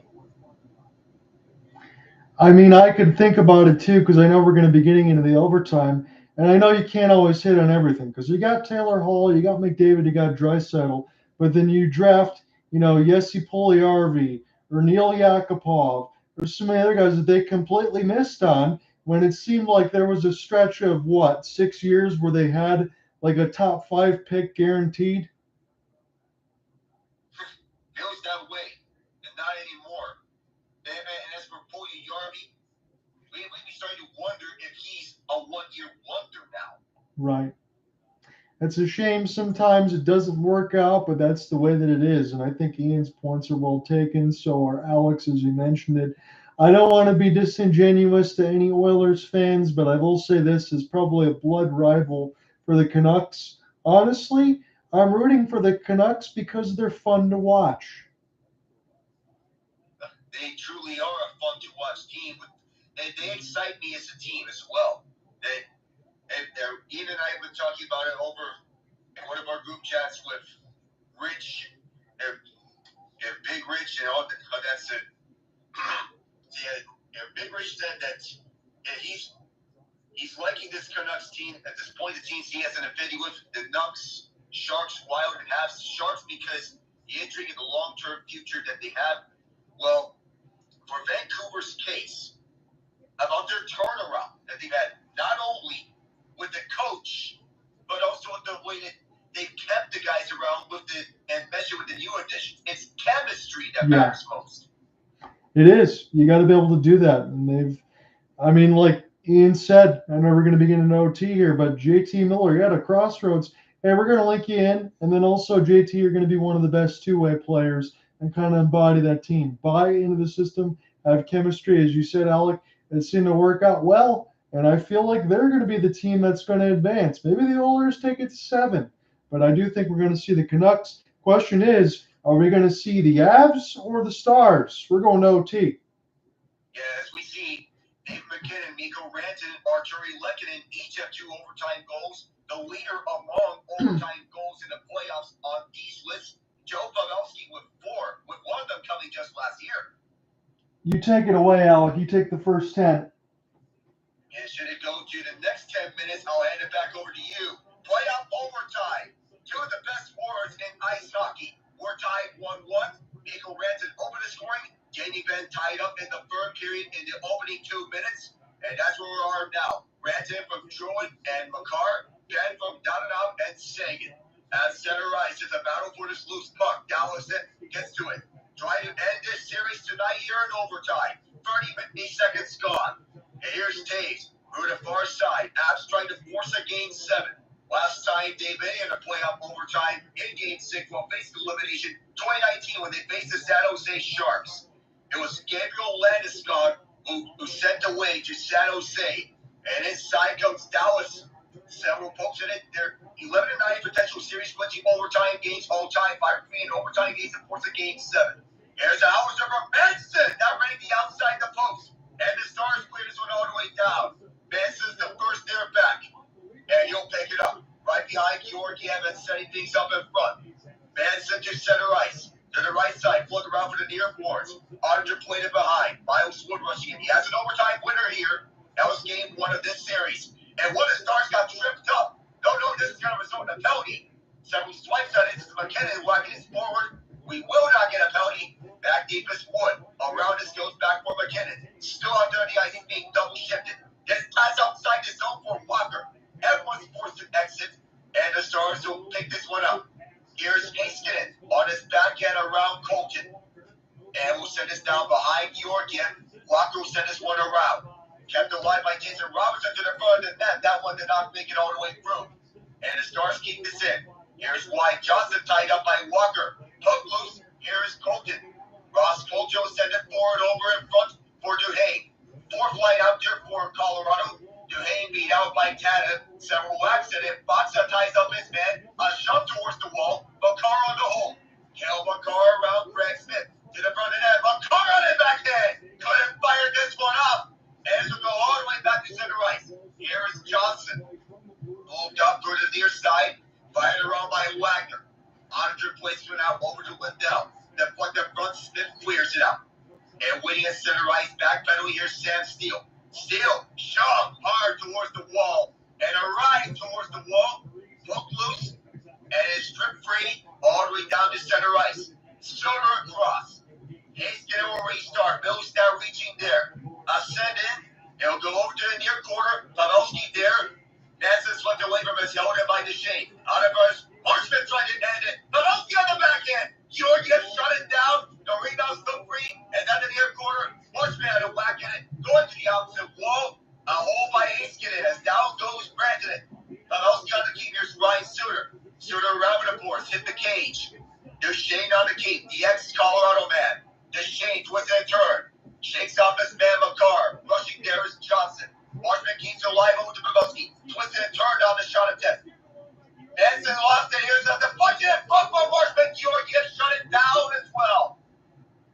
3:30 removed here in the first cut of them overtime period. Tied in one apiece. Rantanen and Benn the goals. Over at the near boards, this gets cleared out by Colorado. Pressuring offense by the Dallas Stars here in this overtime frame. They've been all over the Colorado end.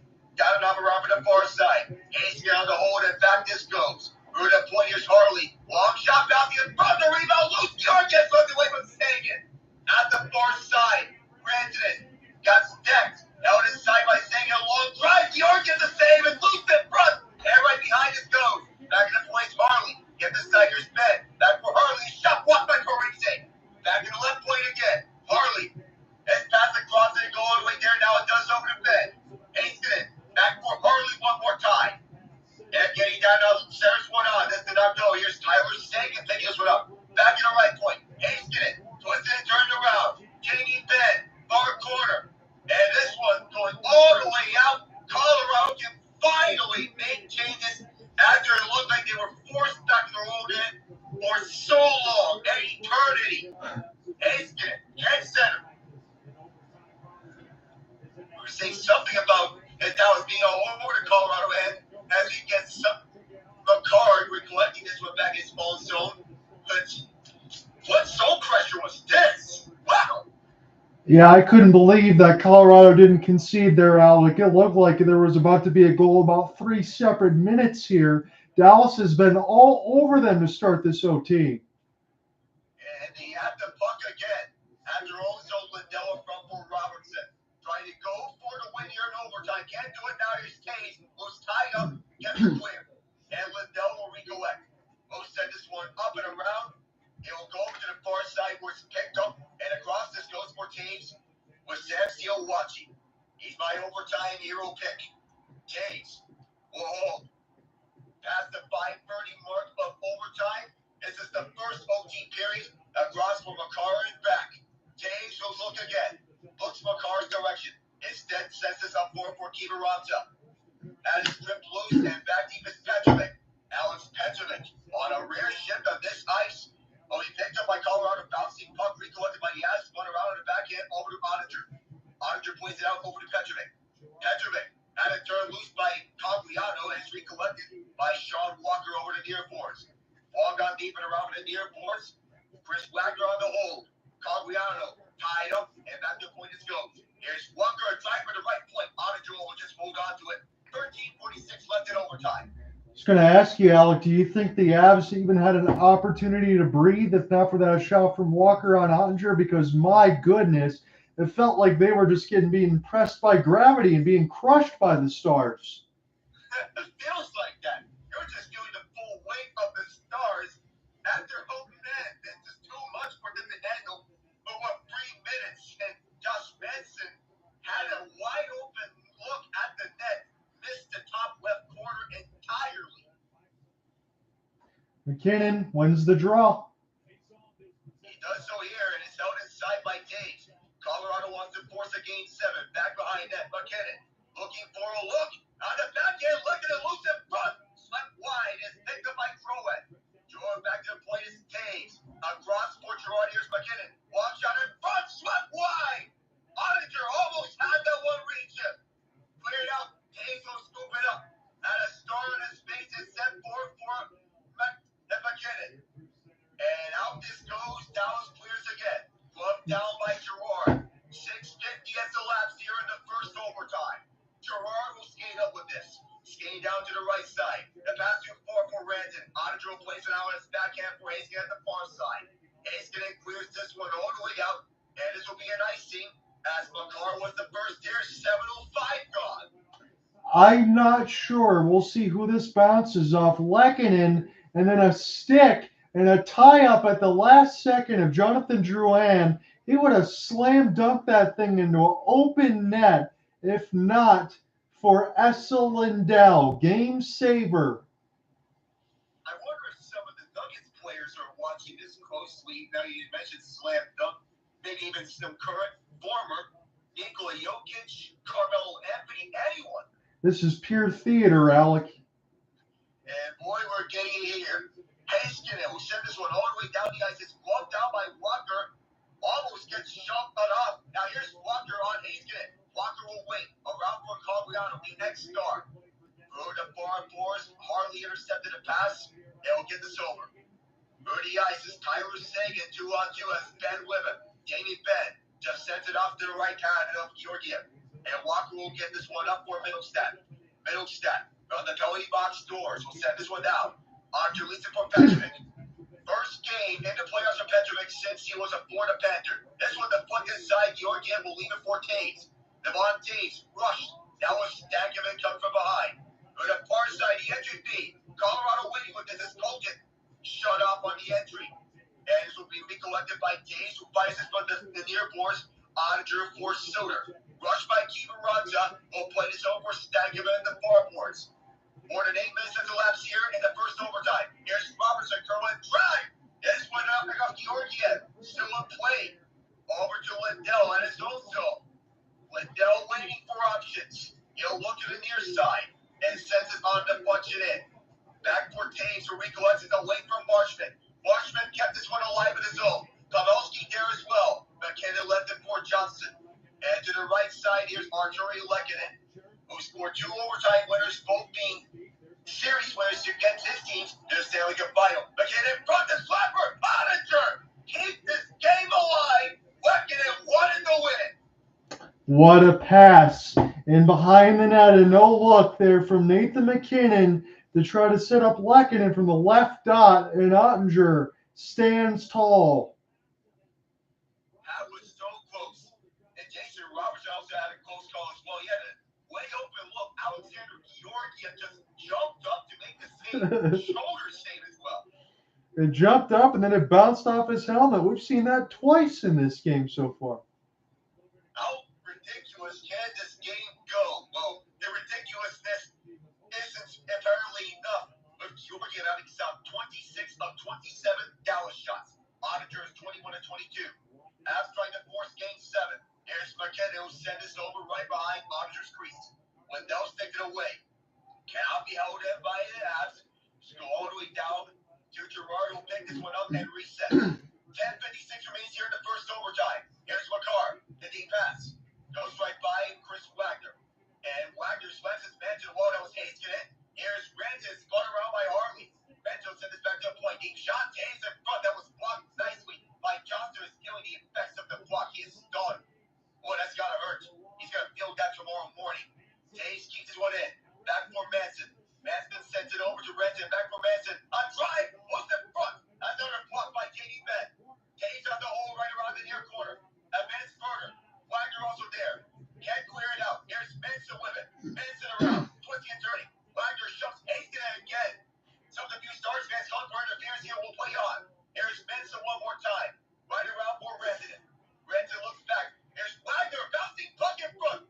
Dallas is going to ice this all the way back. And this is the first. Why, turn this over to you. Evgeny Dodonov, again, one of the many shot blocks that Alec just called. He was stunned on the right side of the leg in an instep. He stayed in the play. He was pretty much crawling near the right side dot as the Avalanche tried to hemorrhage and get some pressure. He's making his way to the bench and getting all sorts of pats on the back. That's a warrior. I know he's going to have to take a break for a moment here. He's a warrior for blocking that shot. My apologies for getting the name wrong, but it appears he's going to go down the tunnel to be evaluated by the medical staff. Nathan MacKinnon against Jimmy Benn, and then pretty much after this we'll have the ice scrapage if we don't get a goal so we can all take a breath. We're going to get set to do this puck drop again. Nobody kicked out of the circle just yet. 29 and 14. And 14's got the captaincy. We'll get it for the Stars. As we're underway in this OT, we switch back over. And again, we'll see what happens going in the second. We'll continue to keep our pipes sharp and switch as we need to because we don't know how long this is going to go. It is knocked away from Lehkonen and back to the Avalanche D-court. As they'll get this in the left side red line, Nathan MacKinnon, a knuckle puck. Find an entry to the left side red line, try to wrap it all the way around, but the Stars get a stick on and cancel it off for number 29 as Harley. Send it across for Miro. Heiskanen. A rocket of a pass from 70. Matt Duchene, former Av, will try to get it, but it's Nathan MacKinnon, the current one. Will spin. He gets dispossessed, drops his stick for a moment as the Stars will funnel it back out of their own end. It'll be an opportunity for Walker.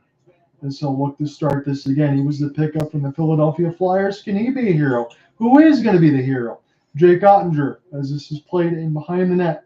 This is back in the neutral zone with the Avs. Jack Johnson able to spin away from danger. Cogliano with a chip and chase. Try to get it himself, but Ryan Suter, former Pred. As this will be answered back in the defensive end. The Avalanche with a ton of speed and Josh Manson will try to chip this off the glass, but it's now on the left side red line and cleared in by Peter DeBoer's squad. It hits Alex Georgiev, and now the Avs will take this left to right. The cerulean and maroon entry down the left wing side. Here's a cross pass, not sure why, but this is picked up by the Avs. Mikko Rantanen, right side red line. He goes for a sharp angle pass, goes in off the dasher and sent back in.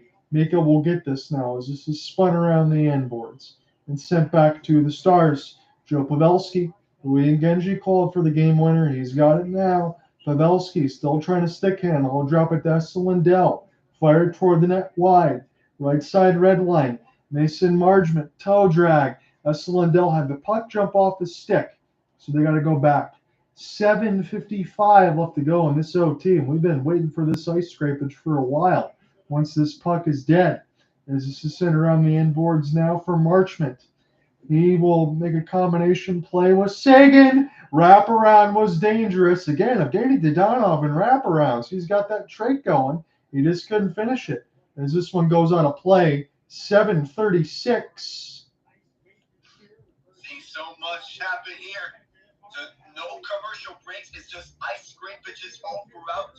But so far, we have everything happen. Josh Manson almost got a second career playoff overtime winner. Cale, Makar, toe drag his way onto Ottinger. Marchment tied up on a shot. We had Gauntlet courageously block a shot. MacKinnon on a turnaround shot as well. And then as of late, it was Drouin who got driven towards the net and could not poke it past Ottinger. Arturi Leggett had the one-timer stop by Ottinger. Just to recap, the more than first half of this first overtime.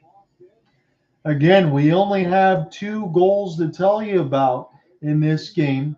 The one in the second period, Mikko Rantanen on the power play from Jonathan Drouin and Cale Makar, as that was rocketed in behind the net. And then Jamie Benn on a pretty much a semi-break from Evgeny Dadonov and Tyler Seguin. That at 1:56 of the third. That's it, and that's all. As we sit 7:36 in the first overtime, Georgiev 27 out of 28. By far, to me, it's been his best game of the series. Jake Ottinger, Mr. Consistency as usual, 22 out of 23 for Otter. And one of these teams could go home tonight. If the Dallas Stars get this victory, they'll be waiting for the winner in between the Canucks and the Edmonton Oilers. The Canucks have a 3-2 series lead over the Oilers. 31-10 of ice time for Miro. Heiskanen leads all skaters. You would expect the defenseman to do that. He is one of the very best. You also have Cale Makar on the other side for the Avs. We've given all of our game winners on both sides. All that's left is to drop the puck after this ice scrapage. John Under with you alongside Alec Nava and Genji. We're Ball Arena in Denver, Colorado, watching this one on TNT. The shot board is 28-23 Dallas in this 1-1 fantastic game. We get a offensive zone draw upcoming. This is going to be Tyler Seguin against Nathan MacKinnon. Seguin wins it. It's Harley now. Extra pass. They score! Now they say they waved it off. Mason Marchment thought he won it, but we'll wait.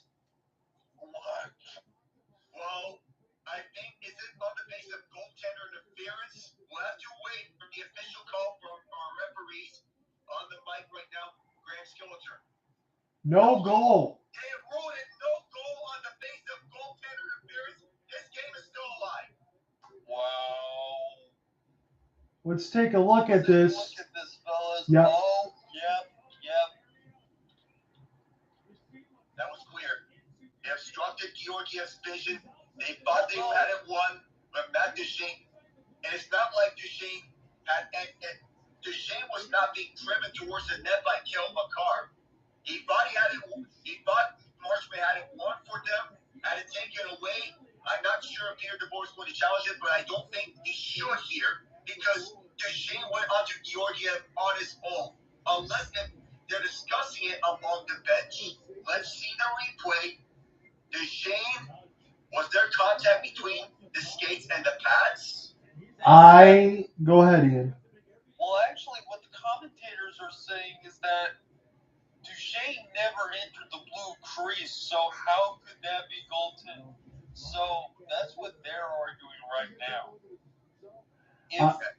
If Duchene was outside the crease, technically he's not inside the goalie's territory. I am looking at this in the sense of, I know Alec was talking about whether or not the push means something to me. We're going to get an official review, and Ian, your point's well taken. To me, what I saw initially is we're getting an overhead look. I think Cale Makar pushes Matt Duchene into Georgiev, and that might be a game-winning goal for the Stars. It could. I think it didn't come until the last second, which it happened. They are reviewing it. Peter DeBoer is not challenging it. The headsets are on. They're on the call with Toronto right now. So it looks like Makar pushed Duchene at the last moment. And if it's on that basis, it should wipe off the goaltender interference. That's what I'm leaning toward, gentlemen. I think we might have one. And Cale Makar, man, he's going to be sick to his stomach if this is not overturned. Again, this would be one of the situations where it's called no goal. So maybe that's the only thing that Cale Makar initially could feel good about. But if I'm leaning one way or the other, I might be leaning 80-20 goal here. We'll see. We're still waiting as the refs are looking at the iPad. But this could be GWG for Dallas, or we play on in the first overtime. That's what's at stake right now. Don't know, but I put you on the 80-20. Well, it seems we have a verdict here. It may have came to a conclusion. Let's get the call here from Skeletor. What are we getting? No goal! No goal! Oh my goodness! They have upheld it. And the only one, unless they're smiling here, are the Avalanche fans, especially the players, including Makar himself. Let me ask you, gentlemen, real quick before I jump back in. Is the fact that it initially was called no goal a better chance for Colorado to make their case? Because I think the initial call might have been the reason why this might not be a goal. I felt, because of what they may be seeing, I feel Peter DeBoer has every right to be upset at this call. I mean, it was borderline, but I felt it was 80-20 that it would be overturned, that Makar shoved Duchene lightly onto the goal. And that's what, and I felt that that should have been the basis if it was going to be overturned. But I feel they may have seen Duchene just putting it so right onto Georgiev on his own before Makar was able to shove him further. And you might be right, and that's why I asked the question. I'm going to jump back in. I wonder if they called it a goal initially and then went to review, if it would have been the same result. Because I feel like if they would have called it a goal initially, they might not have overturned it. That's why I asked the question. But we press on. 6:50 left to go in this OT, should we need it. We thought Mason Marchment had one. Jimmy Benn might have one. Is this a diving shot block and push the other way, and the theatrics and the heartbeat can start to ramp up again. And this is why I'm thankful to have Alec Navani and Genji here with me, because we can continue to bounce back through this play-by-play and stay fresh, because we might be here a while. Here's an opportunity off the touch pass. And now Mikko Rantanen will get dispossessed.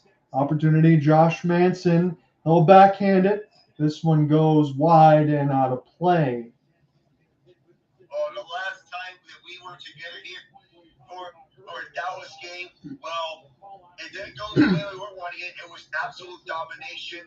But I did call the other overtime playoff game between Colorado and Dallas. That was the Miles Wood winner on the comeback. And we'll have to see if Colorado has some magic into them, because the fact that this was no goal, you could argue that it gives the Avalanche the momentum now.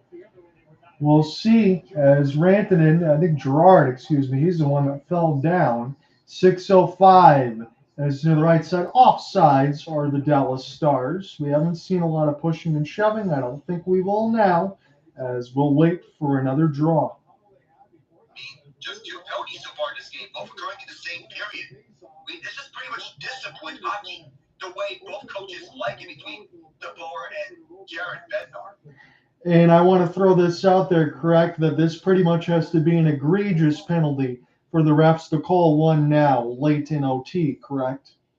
Yeah, they don't want to call that many penalties in overtime. The only times they're doing it is if it's clear and obvious, much like if it is a clear foul late in the game in basketball. Such was the case in the women's Final Four between Iowa and UConn when it was a clear offensive foul on UConn. Robertson, Johnston, see if they can make something play. And that one just knocked away. It was dangerous. Race for the puck, Miles Wood. See if he'll be the first to emerge from the other side for 28. And this one is picked up by the Stars. Good outstretched pass across the left side red line. And Wyatt Johnson, the youngster, makes a smart play.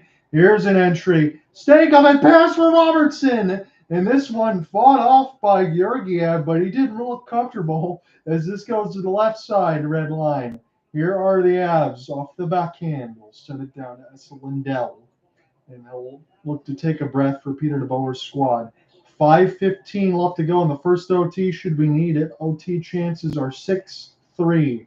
Here's an opportunity now for Smith. As is on the left side, Georgiev able to cancel it off with the stick. It's the Avs now. They'll try to make this pass out. Arturi Heiskanen, this one's clean. Should give them some speed in the zone as they'll change it. Go ahead and take their changes. That's Lindell, the defensive partner. I'll be watching Chris Tanev. So he'll find the left side red line and take his change. Back and around the end boards now. This is with Dallas. Radek Faksa bounces away from him. And Duchene steals it. Needs some help, though. Takes it D-to-D. Here's a long shot. This one goes off the left side of the backboards. Mason Marchment in behind the net. Dallas is getting the angle cut off by the Avs defense. Keeping it on the outside now. Duchene. Nice move. This one sticked aside by Georgiev. He's got to get back in his crease, though. One-timer. This one goes wide. Thomas Harley. Settle it back down left to right. Stutter step. Harley gets it back. Harley now set up a bomb. Georgiev makes the save. Marchment, as it's too far for Miro Heiskanen. And now we'll go into the players' bench. 4:02 left. I agree with you that Georgiev does not look comfortable at his crease. Some of the saves that he has made, he has trouble focusing because there was one time in which he had to go off his blocker and it looked like he was going to rattle backwards and fall right onto his own net. He was helped out by Jack Johnson, and even one of them he had to kick off his pad, but he's looking more and more nervous because Dallas is pressuring. He's asking his teammates, can somebody please move up the ice? I don't disagree with you, Alec. That's why I threw out there during the live call, and you're kind of wondering if Dallas sees that, because we called it. You know they have to see it. Left to right, Sterling and Maroon trying to get in the zone here. Here's a couple of skates. Ross Colton send it out in front, and this one gets blocked. Couldn't find Josh Manson. Now Wood. This goes back around the inboards for Joel Kiviranta. Wouldn't that be something if he scored the game winner, a former star against his team? As this is picked up by Dallas. They'll try to take it right to left. Victory green tops, white with the black pants. Find the entry to Donov. He's had his skating shoes on. As this one sent back down. Left side red line, easily read. Bad guy to give it to. Nathan MacKinnon will take a wrister. We'll go back and try to get his own puck. Off the backhand, this gets tipped. He gets a stick out in front. Here is a possible jailbreak for Johnston. And this shot goes wide. And that was almost a big-time misplay by Colorado. Now up the left side, trying to spin and turn. This is Seguin with a wrister. This gets blocked in front before it ever hit Georgiev. That looked destined for the net. Now race the other way. And this bounces away from MacKinnon. The Stars will get it again as it gets knocked away from Wyatt Johnston. 2:40 left to go in this OT. Heiskanen, his shot gets blocked. As this is an opportunity now off the spin and turn for the Avs, but Mikko Rantanen loses the puck. Mason Marchment gets it the other way. Again, he thought he had the game winner. He could still get another one, and this one would count. As this goes to the left side, Wyatt Johnston. Mason Marchment now. Left side, red line. He's trying to make a play as Duchene gets a steal. Takes it D to D. Heiskanen. Here's a good left pad save for Georgiev. That one looked a little more confident as this one goes back now for Thomas Harley. He's been excellent on the top pairing for Peter DeBoer, and he kind of came out of nowhere. 2 minutes left to go in the first OT. Will we get a game winner or will we need another one? It's still 1-1. Jamie Benn had the latest goal early in the third, just about a minute, 10 seconds in from the Donov setup. As this is a knuckle puck back down the ice. And an opportunity for the Dallas defense one more time for Suter. This one goes into Colorado's end. No icing. And a good forecheck here for the Stars. Can they steal it? Suter. Here's a one-timer. This one gets blocked. It's picked up now by Benn.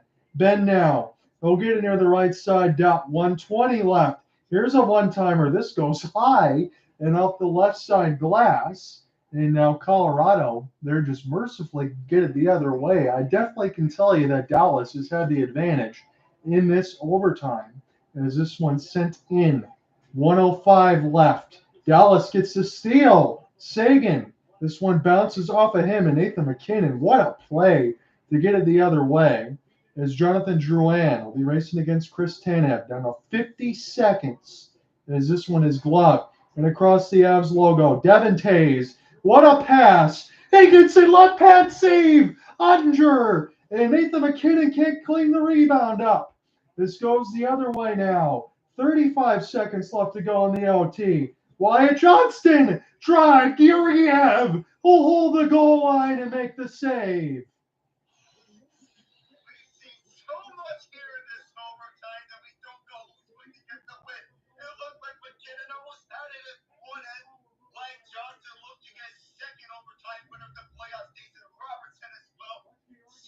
Action from a stoppage, and it looked like both teams they can relax more bits, but soon enough they'll have to get their game faces back on. Georgiev is looking like the best that he has ever been. 32 saves and counting.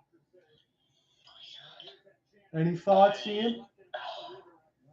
There are just times that you don't have words, and then there are just times you need to stay silent and just marvel at what you're seeing. The Stanley Cup playoffs in the second round between the Dallas Stars and the Colorado Avalanche. It's a 3-2 lead in the series for the Stars. Can they eliminate Colorado? This time in the second round, they faced heartbreak last year against the Seattle Kraken. And now Colorado trying to get another step closer. They want the revenge tour. That's what I capitalized it as. But this has been a great period for Dallas in OT. My question is, should we get to a second one? What's Colorado's response going to be? As this is now off the left side red line. Time for one more entry. Bounced off Miles Wood. Good finish of a hit. It's Duchene now. Down to 5 seconds. Finds the entry. Here's a pass. Miro Heiskanen cut off. We'll go to double. One overtime wasn't enough. How about two? And no, to the extent of which both are playing at, they're starting to tire out some more. You're starting to see more exhausted bodies. And as Sergei Bobrovsky noted out, that a goaltender on average loses between 10 to 15 pounds per game with the amount of work that they put in unless their day is early due to injury or a bad night. But we've seen the best that Dallas has looked so far in this game. Had several good looks to end to Heiskanen from an extremely sharp angle. Georgiev held on to that right post to keep this game alive and onto a second overtime. The third time in this year's playoffs that we're going to a second overtime. So, Alec, I know it's a little bit unprecedented for us, but I want to keep things fair in this double OT cast. You want me to take it? I'll take this first 10 and then you close it this time? Well, to keep things fair, let's have it at that. How about it? Okay, we'll just continually rotate here until we get a winner. I'm glad that you're with me on the broadcast alongside Ian Genji. This is a fabulous, fabulous game. And then dare I say, this will be the first time that we can call an instant classic with all three of us together since I know it's been a couple seasons ago, but the Ryan Hartman goal in Game 1 against the Dallas Stars when it was the Minnesota Wild, when I remember being joined by you gentlemen on the first night of last year's Stanley Cup playoffs. I'm glad you brought that up because that's a long game. We thought it was a game that looked like it was not going to end. That was back when I was in college, mind you. Now that I'm over in the real world of working, now I get to see more playoff games, more and more, even though I have more freedom at nighttime to do this. But this is a well-played masterclass on both sides, with Mikko Rantanen on the man advantage and Jamie Benn at 5-on-5 when he was on his own, coast to coast, receiving the feed. It looked like it was a breakaway. It was a good look for him. We don't know who is going to emerge as the hero. We thought Mason Marchment was the hero, but a goaltender interference call, which was rather questionable, I agree. has kept this game alive. Yeah, that's where I'm going to lean as well, and that's why I threw that out there and we talked about it a little bit.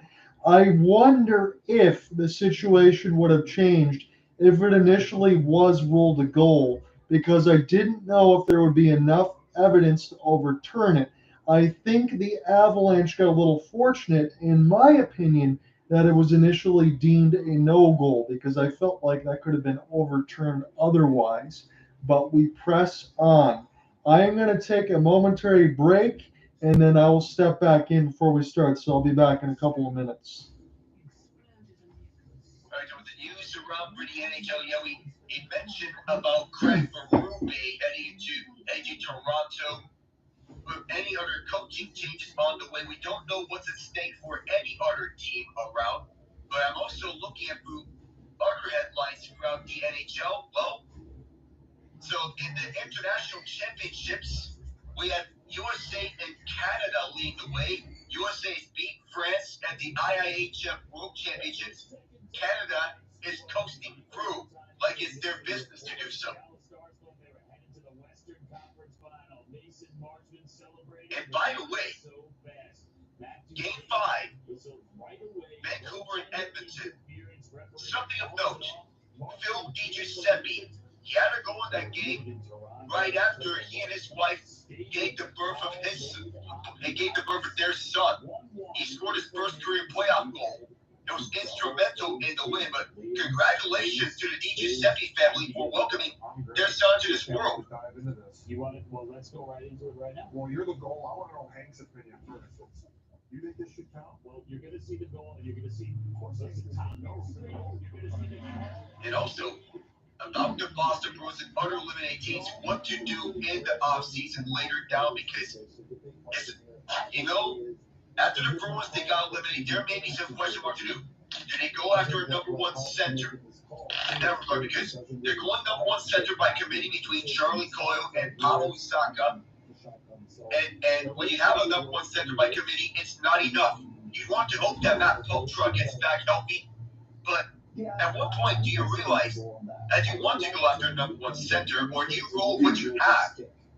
I don't like that. I don't know, Alex, because truth be told, I think the Bruins just need to restart. Let's look at it from a tactical perspective. The Boston Bruins have been, aside from 1 year, they have not lived up to expectations for at least for almost a decade and a half. 15 years. I know this year, it was supposed to be a year of progression, and to be fair, standings-wise, they did regress, which was expected given that they lost Bergeron and Krejci. But once again, it's a year where they exceeded expectations. The Bruins, they were a popular pick, in my opinion, to miss the playoffs. Yeah. At what point other than, other than restarting, what else can you do? I mean, Marchment is maybe what, like 2-3 more years of elite production? I mean, Yeah, I can see that. Yeah. I'm looking at this now because I just jumped back in and saw that you guys were talking about the Bruins. So I'm looking at cap friendly. Now you're right. I didn't realize that Brad Marchand is already 36. So cap friendly, I guess, is very nice of them. Very friendly that they've already moved on to 24-25 seasons. So Brad Marchand's only signed for one more year at 6.125, and then he's going to be a UFA. We start after the market if he were to go elsewhere very heavily, but I doubt that he goes anywhere outside of Boston.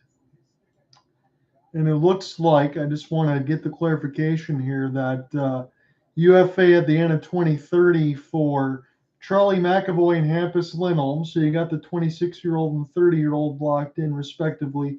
That's not all that bad. It does look like after this year, though, that the Boston Bruins do have quite a bit of money coming off the books that they could use. Yeah, they do. They have a bit of money to use up. I only wonder now, because Linus Ullmark, I'm looking at this, we know that Jeremy Swayman's going to get paid, and as you should be.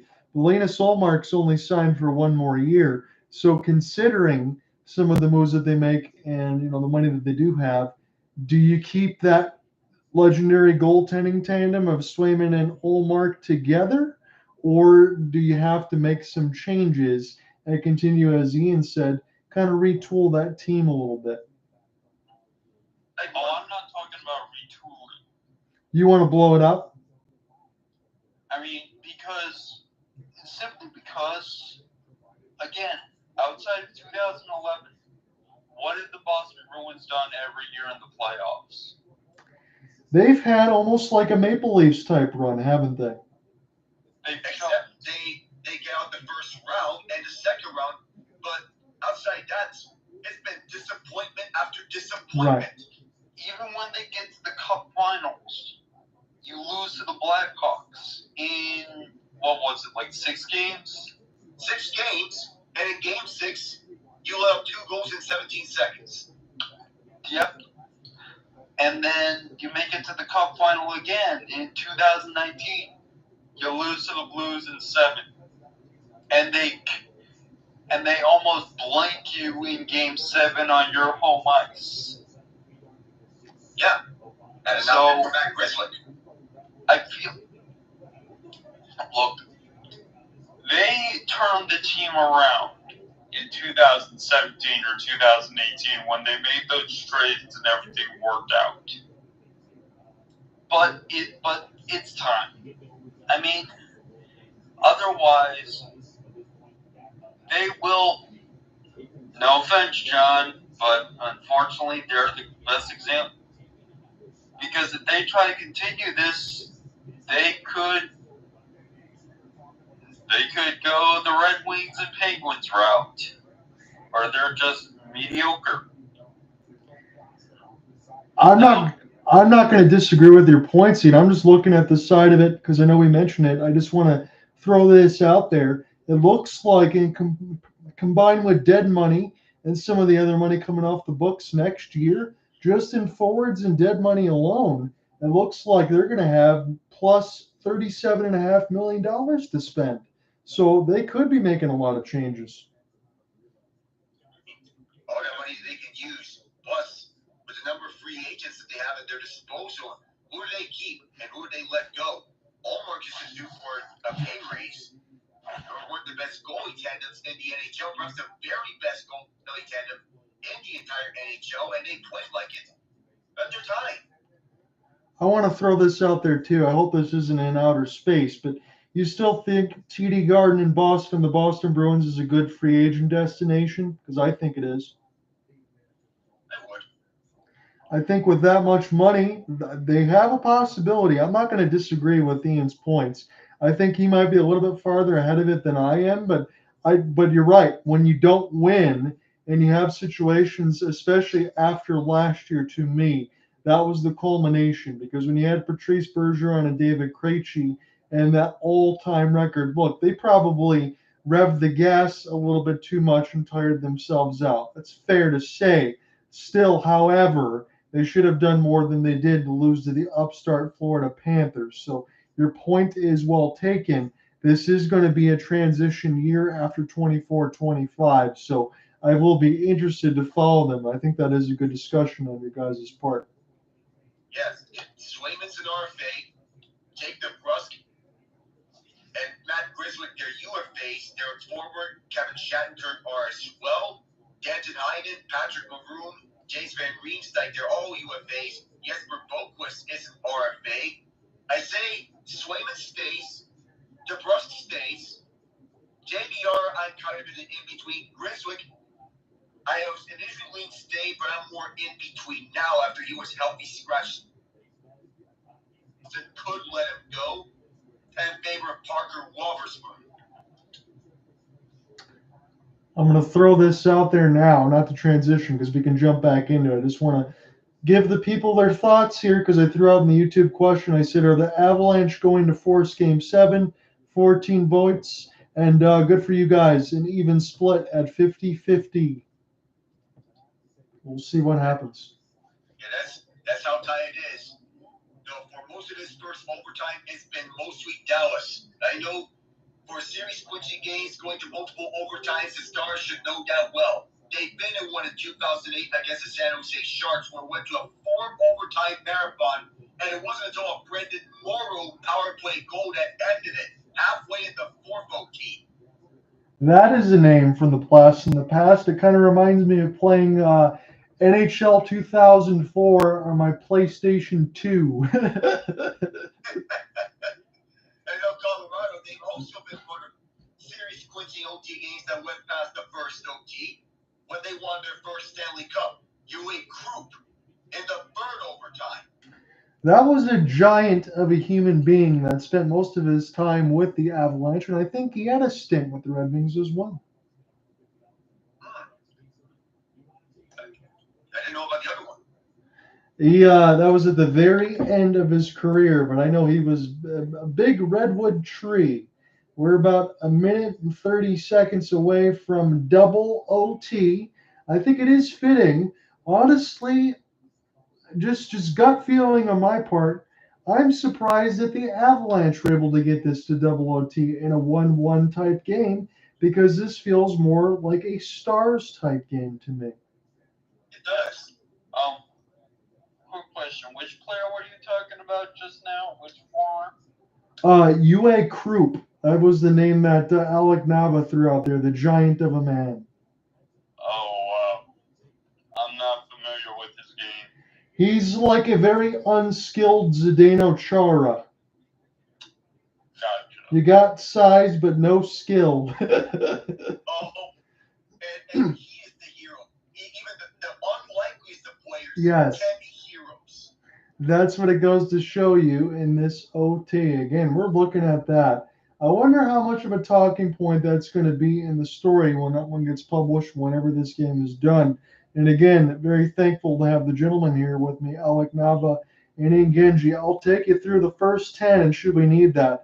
And then Alec will take you through the next 20. We'll rotate and continue to close, keep ourselves fresh. It's kind of like a continuous call to the bullpen, and we'll do this as much as we need to. Speaking of that, ice time through the first overtime. Cale Makar is almost at 34 minutes now. Yeah, I wonder how much Miro Heiskanen is in now.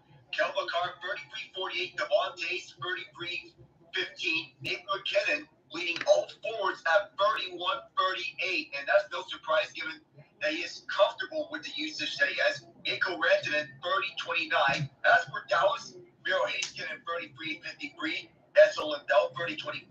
Thomas Harley, 30-23. Underway, second overtime. Take us away. 6 and 10 and multiple OTs. This could end it for the Dallas Stars and Matt Duchene. That would have been fitting, but he got dispossessed at the last moment. It's Parise now. Again, the voice register's already got to be at the top, so there is no warming up. As this goes back around the end boards here, Wyatt Johnston, Mason Marchment on the prowl. Good skate. Wyatt Johnston. Look at the moves. He puts it back in behind the net. He couldn't find a passing lane, though. As this is kept in by Robo. Now stolen by Drouin. 19:05. We're just starting the second OT. John Under with you alongside Alec Malvin and Genji. As we said, we'll continue to rotate. It's a 1-1 game. Haven't had a goal since Jamie Benn about the first minute and a half of the third. And then it was Mikko Rantanen, the only one of the second for the Avs. It's 35-25 on the shot board. So everything that I mentioned with Alec in the first period about the shots not being concerned, well, you're definitely not for Dallas because they own that first OT. They just didn't score. Georgiev had his maybe best game as an Av. Here's a chance off the rush. This one bounces. Can it be kept in the zone? No, as it's the Avs. We'll settle it back down with Jack Johnson. Can he light up the scoreboard? Man, if he gets that game winner, I'll have to buy you a lottery ticket. You tell me how much you want. As this is center on the right side, Ross Colton gets tripped up. And this will be picked up by the Dallas Stars. But he has shown his offensive game, so he's not wrong to make that pick, especially in this one. Here is an opportunity off that long outstretch. Left side red line cleared in by the Dallas Stars, closed down by Georgiev, and off the inboards. Sam Girard. This goes all the way back down. But Alec, boy, oh boy, they start this OT, does Dallas, and they almost score again. That Duchene was way open on a potential breakaway. The slice right by Josh Manson, and that was up a misplay by Manson. Georgiev just at the last moment before Duchene was able to roof this one. He brought that Georgiev onto a fake. Manson at the last moment tried to swipe it away, but Georgiev doing the extra work to swipe it away for Duchene to keep this game alive. Pavelski wins the draw to Miro. I'll send it back down. Here's the cross pass shot. This one gets blocked again. That hurt one of the Avalanche. They're immediately going to take some changes for Jared Bednar's squad. Here come the Stars again. Mason Marchment. This pass bounces off his stick, and this will be cleared down. Mikko Rantanen will watch as it's Mason Marchment take a left to right. Andrew Cogliano, he's the one that blocked it. Looks like he might go right to the dressing room. And at this point, deep into OTs, especially in the second, you want to make sure, as Georgiev, he thought about holding it, he will play. But you got to keep as many fresh bodies as possible and rotate because you can't have tired legs. You can give up a break like the Shane just got. Here's an opportunity for Parise. Now, Cale Makar. Can he be the hero? Here's a wrister. Loose on in front. Oettinger down. Somehow that doesn't cross the line. And we press on here. Left to right. Here is Dallas. They'll fire it in. It was a backhand shovel attempt a couple times for the Avalanche. It didn't go, though. And now here's a rush. Arturi Lehkonen. That was my game-winning call. As he almost overskates it. He might get it back, though, as this one goes in off the glass. It'll be Sam Girard. We'll start it. 16:35 left to go in double. Here's a careless turnover. But Nathan MacKinnon already back out there with Josh Manson. Sam Girard, second line pairing here for Jared Bednar's squad. Here's another pinball pass. Doesn't hit anybody but the Stars. Jamie Benn, forceful hit against Girard. This near the right side glass. Stars had traffic out in front with Seguin, but it was tipped wide. And now the Avalanche emerge with it. Can they find an entry? Here's a chip and chase. Opportunity for Joel Kiviranta. This one goes wide. Bounced away from Ross Colton. And now back in behind the cage for Peter DeBoer's squad. This takes a fortuitous bounce for Colorado. Here's Colton, and the wrister goes right in the trapper of Oettinger. So likely heroes here with some looks to end it, including one from Alex Petrovic, as Georgiev almost misplayed it to himself on the stick, but at the last moment, got it back over to Toews. Now you have to look short side for Oettinger. How in the world does this not cross the line for Zach Parise? He can't even believe it. We both can't even believe it. That was Parise's second time he had a chance for a goal in the right side of the crease, because in the second he got stick lifted. This time in double OT, Oettinger able to keep it out. So Zach Parise is going to be feeling sick to his stomach if they don't win this one. He's trying to get a Stanley Cup. And this one goes all the way back down. Dallas ices it. And whoever between these two former teammates, between Zach Parise and Ryan Suter, it's going to be emotional when we get the handshake line between them. Sure. former Wild teammates as part of the 2 buyouts. Absolutely. That is something that we got to keep in the back of our brain. That's a good outlook by you. 15:47 left to go in double OT should we need it. Again, about 5 minutes away from handing off to Alec Nava. He'll take it to the last 10 and then the first 10 of OT3 should we need that. As this goes now, Jason Robertson off the hold against Devon Toews. This will go D to D. Tanev, he's a hard-working forward. It'd be fitting if he got one. Again, it feels like I'm repeating myself on some of those, but again, as you mentioned, anybody can be the hero. Middle step. This pass from Makar. This goes wanting. And now Tanev can start again. Left side, red one. Dump it in. Make the safe play here. Again, we get about 10 more minutes into this double OT. You're going to start to see winded bodies. There's going to be a lot more chip and chase. You do not want to make any mistakes. MacKinnon overskates it. Here's Duchene. See what he can set up. Here's a pass for Heiskanen. Ripper, and I don't think Georgiev ever tracked it. As this goes now back in behind the end boards. Pavelski too strong for him. Duchene, good body work. Be able to stay on his feet. This will go back to Heiskanen. Here's a ripper, and Georgiev will fight that one off like he's swatting a fly. So some of these, when you're shooting up high, I don't think he's tracking all too well. We mentioned that in the first OT. Might want to be mindful of that if the Stars just start roofing this thing toward the post. 14:30 left to go in this double OT. Get some forward changes for the Stars. As they didn't really gain the line, but this will be a good bounce for the Stars as it goes off an Avalanche stick. Now Manson off the back skate. Offsides is the call. I was what was pivoting. I think that was the basis of the offside call. He entered before the puck got across the line. But Miro Heiskanen up high off a shot block. It looked like that was the block. A clutch one by MacKinnon to send us towards the backboards. What hasn't he done in this game, Mr. Alec Nava? He's been everywhere. He's been everywhere. Offense so, defense so, even blocking shots off the stick. Heiskanen's going to be sick to stomach, like you said time and time with Parise and Bednar if the Stars don't win this. So Wagner in on the draw. Again, I didn't have him on my roster sheet, but Chris Wagner, fourth line center, be Brandon Dumaine and Andrew Cogliano. But if Andrew Cogliano doesn't come back, maybe Joel Kirivaranta, as this is now on the left side. They'll be picked up here for the Stars. As they'll get this on the left side. They try to go left to right in this double OT with the victory green tops, white jerseys, and black pants. They ice it, though. So we'll go to the cerulean and maroon here with 13:59 in this double. And it looks like Cogliano is back onto the players' bench. That's a good sight. Yeah, he is. I think the strategy here is to have short shifts for Cogliano, given that he is banged up. And that may be the same strategy if this goes further for Gauntlet, but Cogliano's helmet forcibly removed. Mikko Rantanen thought he won it clean, but we'll do it again. Again, we're in Ball Arena in Denver, Colorado. This is Game 6. Dallas has a 3-2 series lead. This is next goal wins territory. It's been that way since the start of the first OT. We're in double right now as this is spun back around the end boards. This is Sam Steele with a long flip. We'll see if Colorado can be the first to it off the chip.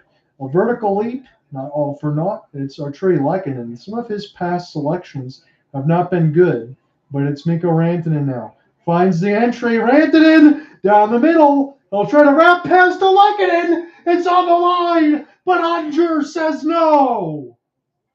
What sequences we're having. In the first OT, it was all Dallas. Now it's all Colorado in the first 6.5 minutes of the second overtime. Jake Oettinger had trouble tracking this, with Mikko Rantanen on the drive past 2 Stars defenders. MacKinnon in front for Lehkonen. You pointed him out as your possible overtime winner selection. Oh, man. There, Lehkonen, but Oettinger was helped out off the stick of Wyatt Johnson, who saves the goal. We're getting it all here, and again, it's going to have to be instant classic when this gets uploaded. I have to put those 2 words in. I like to do that when these games are clutch and they're fun. Well, this one has been absolutely extraordinary. We're in double OT, 13:25 into it now. I'll be getting set to handle this off to Alec Nava, and he'll take us through the next probably 40 minutes should we need it, as this one goes now. And on the left side, Josh Manson He slows down. He falls down. This is with the Stars. They're trying to be a forcible poke check to get out of the zone, but this is with Dallas. Bounces up into the air, and then a hand pass is called. That is a break for Colorado because they were discombobulated. I think it was more of a high stick on that last play, but either way, they'll take it. And whether it be hand pass or high stick, who gives a darn in Denver? They'll take this break any day. 37-28 on the shot board. Again, we mentioned your goal scorers, and Mikko Rantanen and Jamie Benn. It seemed like yesterday, well, because it actually was at this point, 1:49 Eastern, for me at least. So we'll be up late until this is done, and then a game story. So don't know how long it's going to be if this continues, but we're going to give you this whole game nonetheless. As it's Devon Toews here for Cale Makar. Now Miles Wood. Left side off the spin and way off sides. There was not a care in the world right there. We get a stoppage. I mean, Kivaranta, what was with him offside? This man was way up to the state of Utah on the offside. 12:55 left to go here. Juggernaut, Alec Nava, Ian Genji. Thank you guys for being troopers and sticking with me here. This is a neutral zone draw. Ross Colton against Joe Pa. And Pavelski wins it clean. Again, he's finally gotten on the score sheet in this series as far as goals. He can certainly get another, especially if a deflection. And we get another call here with 12:45. So you can kind of tone down the voice a little bit. We're starting to see the energy maybe get sapped a little bit for both of these teams. It's getting late. And with the energy of this crowd, we also see the effects of how the body can wear down over time. We're seeing more offsides, more icings here. They're getting more prevalent here in this second overtime. I think fatigue is starting to be a factor. How long do you limit their shifts on these lines? Do you get them down to 40 seconds, or how about 30 seconds? Those are good takes there. Mikko Rantanen was taking the draw instead of Nathan MacKinnon there. So we'll watch that, trying to get him set up for a face-off and a shot off of it, but all for naught there is Dallas. We'll have this off the left side red line. It bounces away from Nathan MacKinnon, and this is a long flip down the ice, and this will be blown dead against Dallas. So again, if you're Jared Bednar, I get your top unit out there, try to get a quick face-off and a shot. You never know what's going to happen here, but this might be your best opportunity. Yeah, quick face-off win, do a set play off the face-off, much like what Dallas did and what Mason Marchment body at the game winner. How about a set play off the face-off? Get it back to the point, get a quick shot, position someone in front for a rebound to bang this one in, and send us over to Game 7 in Dallas. So Gerard, you got MacKinnon on one side, MacKinnon on the other. He was playing left wing. He's got the draw now. He'll fire it toward the net. It was saved by Ottinger and Nathan MacKinnon. And I couldn't even tell if he's tired. He was still spinning around to try to keep this alive. It's with the Avalanche. Now Walker doing some yeoman's work. We'll take this D-to-D. Now Nathan MacKinnon fired it toward the net, and Ottinger makes the glove save. For a screen set by Mikko Rantanen on the 30th shot for Colorado.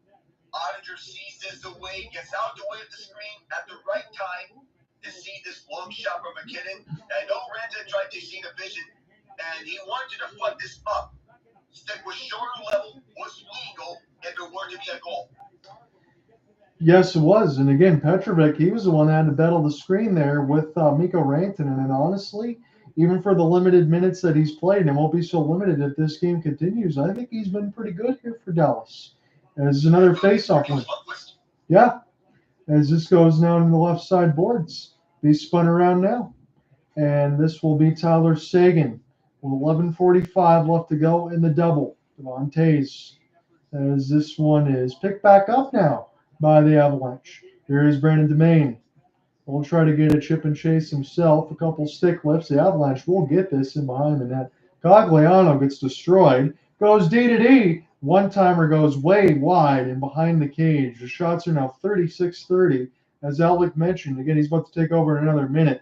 36-30 on the shot board. Colorado finding a press in the second OT. They needed to because they were getting bludgeoned by Dallas in the first. But it's still 1-1.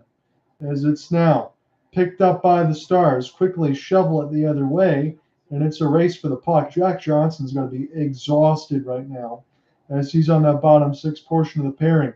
10:55 left to go in this double. Here's an opportunity off the lip. Middlestad from Drouin as this goes back in around the end boards.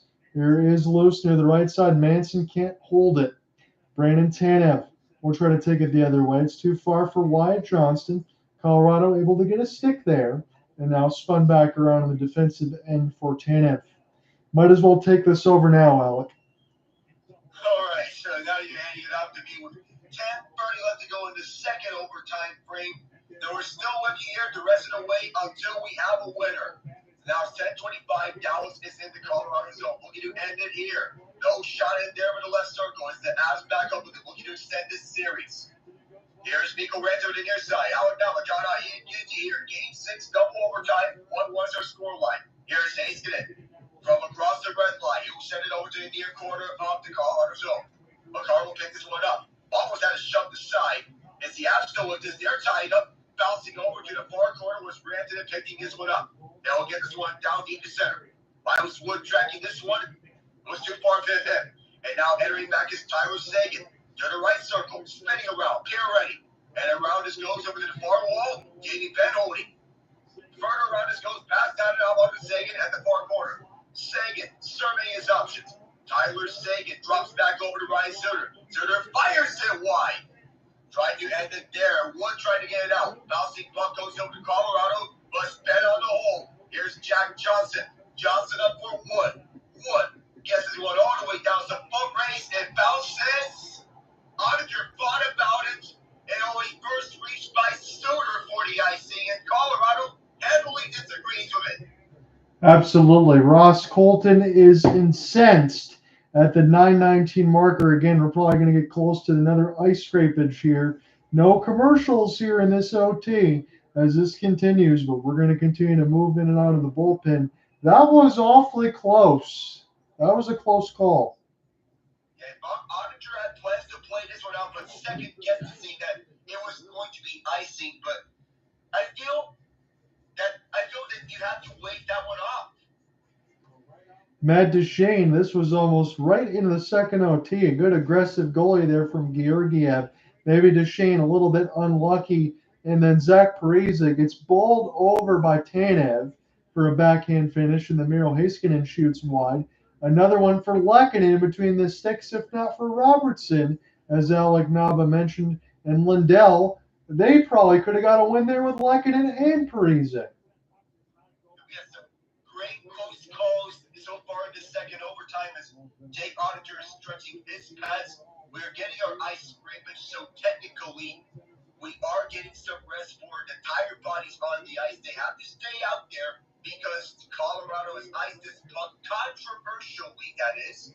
But still, it is a 1-1 hockey game, second overtime. Mikko Rantanen for Colorado, Jamie Benn for Dallas. Gotta wonder, because Dallas already played a 7-game series, and the little girl behind Peter DeBoer is completely passed out. I know how she feels right now. I'm tired too. But Dallas has got to be tired. They already played a 7-game series, and now they're playing a deep one against the Colorado Avalanche. I wouldn't call this a marathon just yet. I think I'm going on the lines of half marathon because the second overtime. But as soon as it gets to the third overtime, that's when we can call it a marathon. It's starting to become a long game, but boy, oh boy, has it been entertaining. Second period OT shots 5-2. I mean, you could kind of add a 1 next to that in the first overtime, because I think Dallas had about 12 or 15. I mean, they were all over the Avalanche, and I don't know how it didn't end then. Me neither. Had so many great looks, yet already have some kids who are sleeping in the arena. I know it's a weekend here. You don't have any school. Hope for this current moment in the weekend, the kids can relax. But for the losing team, can we really call this one relaxing among the kids that are watching this? No, your heart's racing right now. Very indeed. I'm not gonna lie, fellas, I'm struggling right now. I'm still here with you guys. We're still here with you guys. Alabama, John Ian Genji here. 9 minutes to go in the second overtime. Here's Heiskanen on the hold. Here's Harley. Deep shot went wide of Georgiev. Stanley on the hold. Get Dallas send it here. the wraparound, kept it front, and it went past everyone, including Georgiev. Now here's Colorado on the other side. Gironta will instead dump this one through and upward change. Tired bodies on the ice. Everyone's exhausted. Here's Heiskanen down around. 8:33, second overtime remaining. Joe Pavelski backhands this one to keep it in. Back to Shane. Surveys from the far side. Round for Pavelski. Pavelski back for Duchene. Duchene in front for Pavelski. Tied up as Marchment. You're giving a seat. Duchene scores! The former Avalanche player! They took it away from Dallas once. They won't take it away from them now. The Stars are shining all over Northwestern North America. Holy cow. Matt Duchene is the one that finishes it off, and he says, let's effing go. He's pumped up. Dallas goes to round 3. They wait the winner of the Edmonton Oilers and the Vancouver Canucks. What a game this was. It's honestly poetic. It is. It surely is.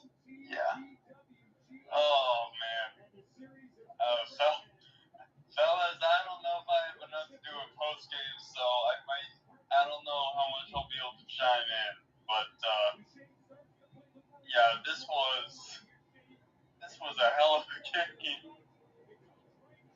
There is no chance on earth that Georgiev able to make that save. I think Pavelski, maybe in the middle of that pile, gets a stick on it, or it bounces. Yeah, he does. He gets a stick on it, and Georgiev down and out gets it right to Duchene, and no problem, cashes it into a seemingly empty net.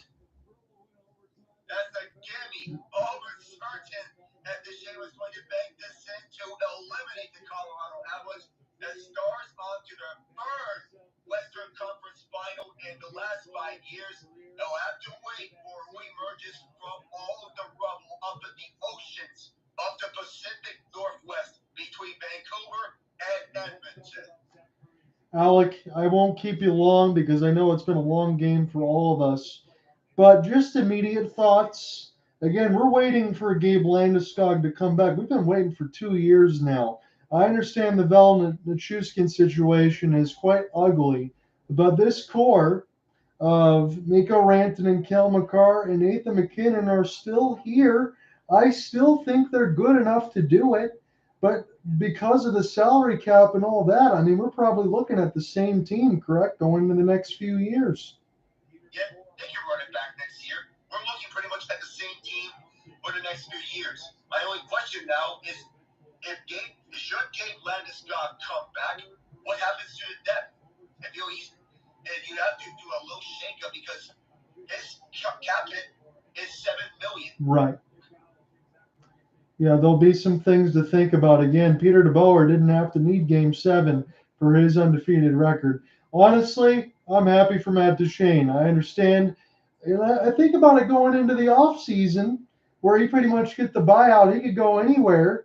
He goes to the Dallas Stars, and now they're going to the Western Conference Finals. And I know, 2020 when they played the Lightning in the Stanley Cup Finals, and the Lightning won it. But honestly, this is probably one of the best Dallas Stars team they've ever had. The best that we've seen since the Mike Modano years. Yeah. And that's saying something. It's the best Dallas team that we have seen. They are deep.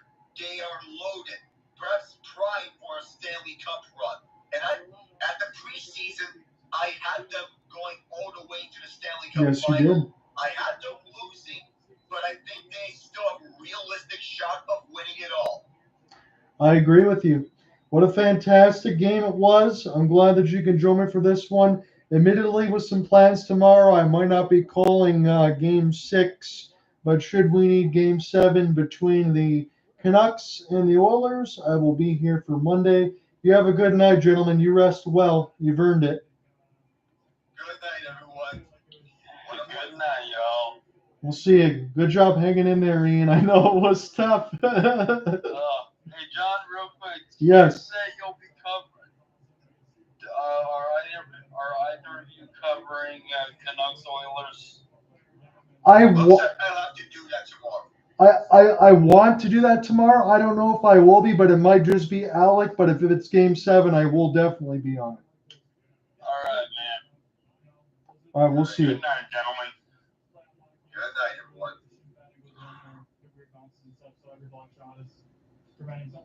Dallas Stars, Matt Duchene, former Av, gets the win as Dallas takes it 2-1 in an absolute instant classic. Have a good one, everybody. We'll see you. If I'm not on tomorrow, I will be on Monday if it goes to Game 7. But you know what? Honestly, I might try to get in there alongside Alec Nava and cover Game 6 in between the Canucks and the Oilers because I really don't want to miss it. This was an awesome one. Thank you guys for joining me. Peace.